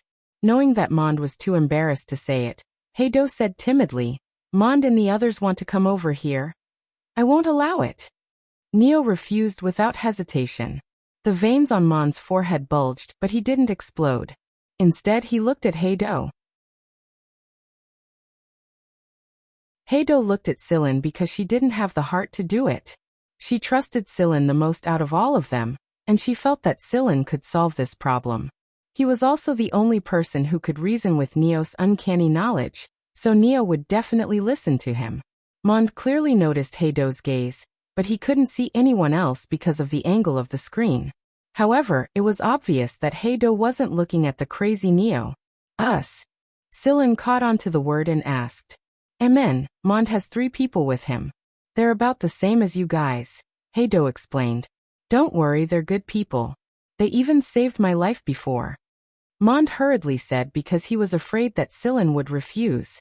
No one was willing to accept a stranger in this kind of environment. Although he couldn't see Sillin's face, anyone who could speak at a time like this definitely had some decision-making power. "Oh no, there's a burden other than that psycho," Neo yelled. The faces of the 3 people standing not far away from Mond twitched in unison when they heard Neo's words. "Burden? You're the burden, all of you are. Also, that's not how you use the word, is it? That crazy Neo's place is big enough to accommodate all of us. We can help you solve some of your problems." Mond ignored Neo's objection and continued. "That won't do. Who knows if you'll become invaders." "Are you questioning my character? Character? Do you even have that?" Sillin patted Neo's shoulder and pointed at the lab when he saw that Neo and Mond were arguing again. "Your molecular diagram is complete." Neo was no longer in the mood to argue with Mond when the molecular diagram was mentioned. He hurriedly ran to the lab. It was a lot quieter without Neo around. "Let's continue our conversation. There are 4 people on your side, including you. I want to see the other 3, Sillin said.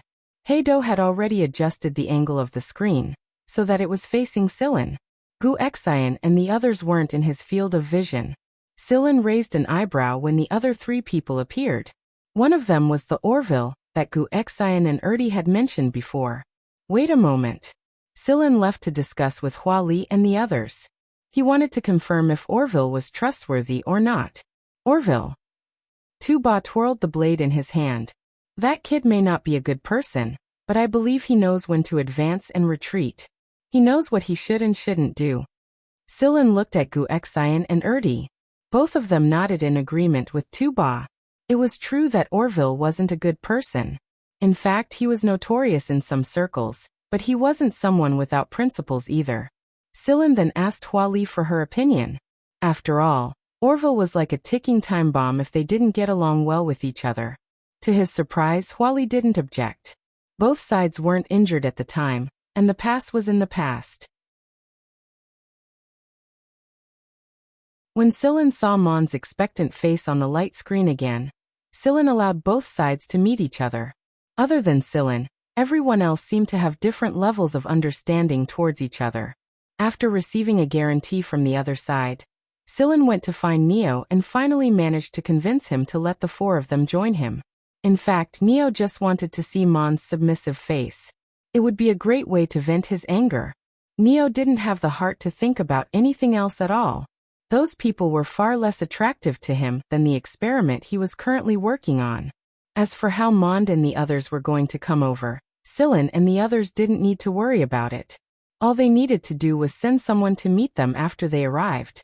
Right now, Sillin and Heido were busy inspecting the safety zone and reinforcing some of the defenses. Everyone was busy with their own things, and no one noticed Huimao lying on the table. Huimao's eyes were closed like it was asleep, and its tail wasn't moving at all. If the cat had any nefarious thoughts, it would have wagged its tail a couple of times. Huimao's ears were twitching at a frequency that was hard to discern. Sillin glanced at it when he passed by the living room, but didn't disturb it. The cat had probably discovered it. Soon the forest started to grow restless. The animals in the forest seemed to be quarreling, and some of the animals from other areas had come over to cause a ruckus. "They're here," Heido said while looking at the dots on the screen. Needless to say, Gu Xian Erdi and Tu Ba grabbed their guns and walked out. The three of them were bored out of their minds, and they couldn't help even when they saw how busy Sillin and Heido were. Neo, on the other hand, wasn't involved at all. They weren't of much use other than hunting wild beasts and rats. The three of them felt extremely uncomfortable. It was as if they had suddenly become superfluous. Was this the feeling of being a burden that Neo was talking about? Hua Li stayed inside the safety zone with great self-awareness. She had realized the gap between her and the others, and her constitution was as fragile as an eggshell compared to Gu Xian and the others. However, Hua Li wasn't dispirited by the difference in constitution. Everyone had their own strengths. What surprised Hua Li the most was Sillin. Up until now, Sillin and Neo had been updating the virus database, creating antibodies and antidotes for a couple of plant and animal toxins, modifying his own guns and ammunition, working with Heido to reinforce the safety zone's defenses, and creating hidden surveillance devices with limited materials. In terms of individual combat strength, Sillin wasn't any weaker than Gu Xian and the others, and his constitution was even better. Up until now, Hua Li hadn't seen Sillin affected by germs or poisoned. What kind of person was Sillin? Even in Black Viper, a person like him was rare, not to mention that he wasn't a member of the organization. I really want to dissect a person like him. It was rare that Hua Li's desire to dissect rose again. Sillin, who was setting up defenses outside the safety zone, felt a chill run down his back and made him shiver. Gu Xian and the others had gone out to welcome Mon's group into the safety zone. One of them had been scratched by a flying beast, and his wound was starting to get infected. It looked like it wasn't just a scratch, but a secondary infection as well. Mond was fine except for his pale complexion. The other two had some minor injuries, but they weren't that serious. The fact that they were able to get here safely proved that they were capable. It probably wouldn't have been this easy if we'd left a little later. Mond gulped down a cup of water and said while panting. It was true that the beasts and other animals weren't this noisy when they left, but now it was like a boiling pot of boiling water. Most of their injuries had come during the second half of their journey, and the one who was scratched had only gotten hurt 20 minutes ago when they approached the area. Everyone had been disinfected after they came in, and to their surprise, the disinfection room had provided them with 6 new types of pathogenic bacteria. They were all from Mond and Orville. When they learned this, they couldn't help but sigh. No wonder their wounds had worsened so quickly. When Mond finally recovered, he saw Huimao lying on the table, and his interest was piqued again. It was his habit to interact with animals and read their thoughts. The gray cat grew impatient after being poked by Mond's fingers. It swiped at the back of Mond's hand, and 3 bloody claw marks appeared on the back of Mond's hand despite the hard work it took to get this far without drawing any blood. Looking at Huimao's impatient eyes, Mond swallowed and accepted the restoration spray Asho passed to him. He sprayed the claw marks and obediently stopped provoking Huimao. It only took a single glance for Mond to understand the emotions and meaning behind Huimao's eyes. If Mond poked him again, he wouldn't just be scratching his hand with his fingers. Boom! The tremor began. Through the image displayed on the screen, everyone could see the situation outside. The ground near the epicenter had also cracked. Although it was not a naturally occurring earthquake, if they had not known beforehand that it was man-made, no one would have thought that way. Many animals were already running toward them, especially the black bugs. They didn't see any white rats or beasts, so they probably had to wait a little longer. Sillin took out a box and distributed the guns and ammunition he'd made earlier to the group. Among them were the ultra-low temperature beam guns, and a few 1,000-degree incendiary bombs.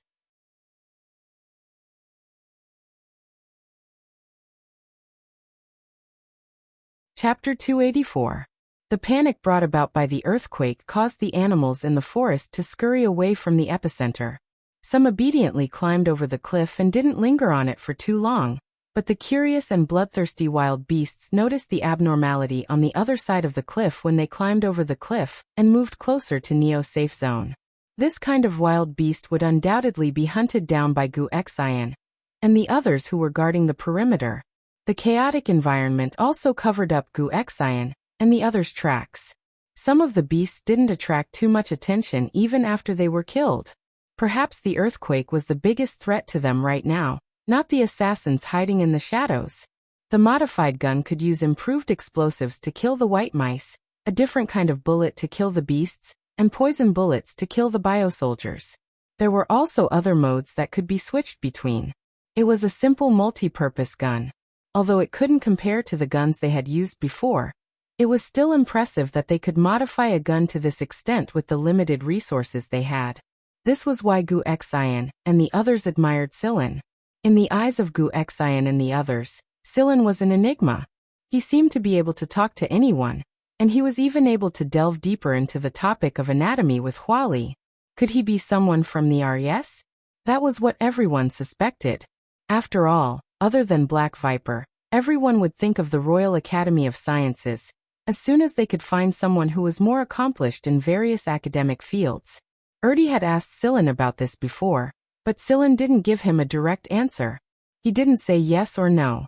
Since they had made sufficient preparations before the earthquake, they were able to face the white mice and other dire beasts calmly. When they were tired, they would go back to the safe zone to rest and take a breather, and then someone else would take over. The frightened beasts were more violent than usual, and the place was a mess. Wuxia and the others were much stronger than the people outside, because they were able to save ammo and hit their vitals in one shot. There were also some climbing and flying beasts roaming around the cliff walls from below, especially the climbing beasts and insects. They had escaped from the forest and attacked fiercely, but there weren't many of them. Mercury was guarding the cliff wall and cleaning up the insects that had climbed up. Asho and Huali would clear out some of the more troublesome beasts through the windows on the cliff. Mercury's large claws were nailed to the cliff wall, and its wings were flapping furiously as it swatted away a large number of small bugs. Sometimes the hidden bugs were more of a threat to the safety zone than the big vicious beasts. When it flapped its wings, Mercury would also use its sharp beak to peck at those that were not swatted down. Bang! Mercury was startled by the movement beside him. He turned his head to look, and all the hair on his body stood on end. Gee! On the cliff not far from Mercury, Orville changed his form. The sharp claws on the soles of his feet were nailed to the cliff like Mercury. The wings on its back trembled, and feathers shot out like bullets towards the larger insect beasts. It was a given that Mercury didn't have a good impression of Orville. After all, their first meeting hadn't been a good one, but they were working together right now, and Huali had told Mercury about it before. That was why Mercury had to endure it no matter how uncomfortable it felt. There was no way it would admit that it was jealous that Orville's feathers could be used as bullets. Heido and Neo were constantly paying attention to the feedback from the defense network around the safety zone. They would contact the others to take out the invaders, if anything went wrong. Where was Sillin? Sillin didn't go with them. He didn't shoot the wild beasts, nor did he pay attention to the defense network with Heido and the others. Instead, he went underground with Huimao. He had to admit that Huimao's tunneling skills had improved a lot. Practice made perfect, and the more holes he dug, the better he became. Somewhere on the planet, close to the place Guanfeng had brought them to when they first arrived, there was a building that wasn't very tall. Most of the people inside the building were robots, and to be more precise, they were equipped with advanced robots that looked no different from humans outside of the planet. The few humans in the building were all people who had a say in Black Viper, including Guanfeng and Gu Chang'an who had come with Chiaosu. They were all gathered in a spacious, round meeting room on the third floor. There was a light screen at the center of the room, and it was displaying the image of a spinning planet. It was the planet they were currently on. There were a lot of red and blue dots on the planet, and each dot represented a person. The red dots represented people like Sillin, who were not Black Viper people, and the blue dots represented natives of the Black Viper race. On the first day, the red and blue light dots spread out and spread out. Then they gradually gathered in groups of 2s and 3s, mixed with red and blue, and then huddled together. There were also some light dots that changed in between. For example, the red light dots that represented the 2 people killed by Sillin and Tuba would turn black after their deaths. The leader of the group sighed when he saw the dots slowly gathering on the screen. It's only been half the time, and this is already happening. There were 3 spots on the spinning planet where most of the dots were gathered. One of them was where Sillin was. The other 2 spots were spread out in different parts of the planet. They were quite far from each other, and they all had different geographical environments and climates. Sillin's spot was mostly made up of rocks and forests, while the other 2 spots were mostly made up of desert and plains. Every spot had a different way of fighting, and the reason people gathered here was different as well. In comparison, Sillin's spot was the mildest way of gathering people, and it was also Guanfeng's favorite. Guanfeng was very satisfied with Sillin's performance, and he was thinking that he could just exempt Sillin from AF1's exam and let him pass the exam internally. Someone who could make Neo give up his spot for you definitely has the ability to take over your position. The man looked at Guanfeng meaningfully. Of course. Who taught him that? That said, the people you recommended aren't bad either, Alang. Guanfeng crossed his legs and swung back and forth on his chair. It looked like the 2 people he recommended had succeeded. The man Guanfeng called Alang was one of the 3 leaders of Black Viper, Christian Lang. Gu Chang'an let out a low chuckle. There may be a lot of people who can compete for the other 2, but not everyone can replace Sillin. That guy's brain is like a robot's, and his computing power is unparalleled. Shikai, maybe Sillin can help you complete your origin plan, Christian Lang said. The man who was leaning on the table at the outer row heard Christian Lang's words and slowly raised his head to look at the spinning ball and the dots of light at the center of the meeting room. He asked suspiciously, "Is that so?" "Maybe." Guanfeng suddenly thought of something and turned to look at Shikai. "Kid, do you think all the robots you put underground will be wiped out?" Shikai frowned. "Is that possible? They're all advanced robots, the latest upgrades. They may not have an origin AI, but their attack power can't be underestimated. Let's watch." Christian Lang touched the screen with his finger and displayed another image filled with dots of light. Shikai stared at the image on the screen. "Actually, I'm more curious about why he went underground. Is it just because he knows that there's something underground that can cause earthquakes? Is it because he wants to stop the earthquakes?" No one knew the answer to this question, and they were all curious. It was exactly because there were so many things they didn't understand that they paid a lot more attention to Sillin than the other 2 places. On the other side, Sillin followed Huimao underground. The deeper they went, the more Sillin could sense the mechanical activity. The thing that caused the earthquakes was deeper, but Sillin had arrived at an underground tunnel several hundred meters below the surface. Not even Neo or Heido's scanning devices could detect this place. Although it felt like they were in the wild when they were on the surface, the deeper they went, the more he could sense the presence of machinery. There were traces of machinery in many places, both in the tunnel and elsewhere. Sillin and Huimao entered a tunnel. Huimao scanned the tunnel and obtained an underground structure that looked like a spider web. After memorizing Huimao's scan results, Sillin and Kat walked toward the center of the spider web. The spider web always stayed there quietly, like a silent hunter waiting for the arrival of its prey. Sillin didn't think of himself as prey, but there were many things waiting for him inside the spiderweb. For example, the robots near the center. These robots had completely surrounded the core area. Therefore, if Sillin wished to approach the core area, he would have to break through this layer of robot wall. Go! Sillin unsheathed his long sword and charged toward the robot. A green light flashed in Huimao's eyes before he also charged excitedly. These robots had automatically activated their attack mode the moment Sillin and Huimao appeared. They were very fast, and their movements weren't stiff at all. The robots' arms and legs were equipped with sawtooth blades, but they didn't use any explosive weapons.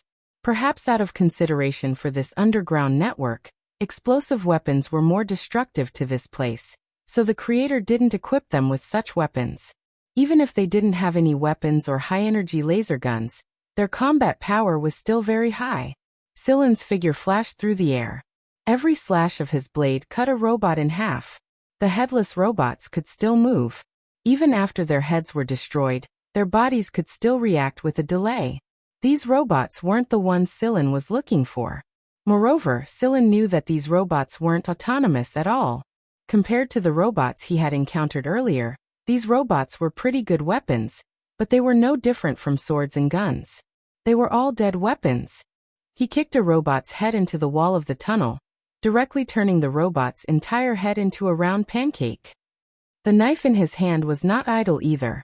After the tip of the knife stabbed the robot, a vibration frequency that was difficult for the human eye to capture actually created a dent in the place where the tip of the knife touched. Huimao also killed a robot with a single swipe of his claw. He had no qualms dealing with these kinds of robots at all. Moreover, the blades on the robot's arms wouldn't hurt him at all. At most, they would leave a mark that would disappear very quickly. 300 or so robots attacked one after another. Sillin and Huimao were grinding these meat into pieces like a meat grinder. The people in the meeting room outside watched the rapidly decreasing signal on the screen. Guanfeng glanced at the tense Shikai and smiled without saying a word. Anyone who knew Guanfeng knew that the more pleased the old fox was, the more he liked to smile without saying a word. It was infuriating just to look at him. 300 robots. In less than half an hour, all the signal dots had disappeared. If they were human, then this meant that they were all dead. Guanfeng shook his feet and tapped his fingers rhythmically on the armrest of his chair.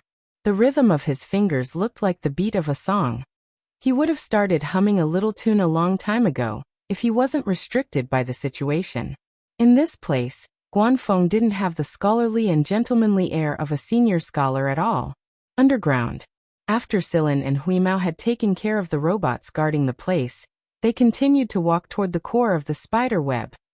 They didn't run into any other robots along the way, but there was a robot at the very center of the place. This robot looked the same as the robot Sillin had taken care of earlier, but its facial expression was completely different. It even had eyes. A person's inner thoughts could be reflected through their glasses. This was a kind of emotional expression, and this robot had the ability to think independently, just like the robot Sillin had encountered before.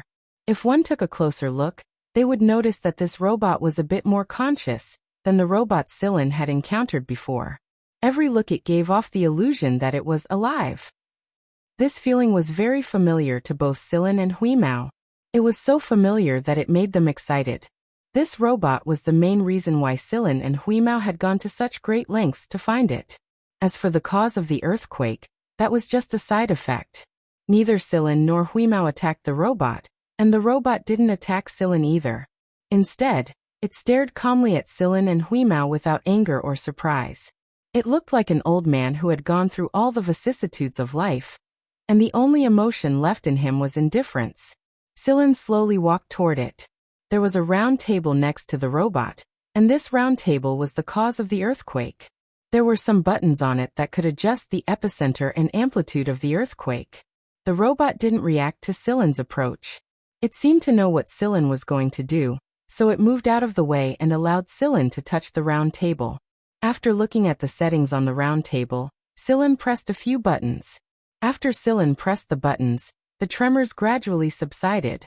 The animals who were panicking and running away from the tremors on the ground also gradually came to a stop. Has it stopped? Erdi asked Guxian. I think so. Let's wait and see. Alright.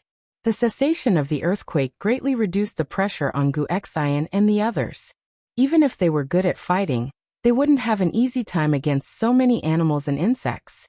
If it weren't for Sillin's modified guns and ammunition, the white mice alone would have been enough to force them to retreat.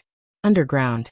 After the earthquake had stopped, Sillin looked at the robot that was standing quietly not far away from him. Still, that wasn't right. This robot didn't have the intelligence of Sigma. Even if it had more consciousness than the robots he had seen before, it was still inferior to Sigma. Even if this robot had a human-like appearance, even if it had facial expressions and eyes, it still couldn't compare to the intelligence of Sigma, who had the appearance of a primordial being. Why did it only change this much after 1,000 years? You're tuning in to the Li Mei's Wuxia Whispers YouTube channel. We're so grateful for your support, and don't forget to subscribe to join us on this incredible journey through captivating stories. Your generosity through donations truly makes a world of difference, as it's the primary source of revenue that allows me to expand and enhance this channel for you. Thank you from the bottom of my heart for being a part of this adventure.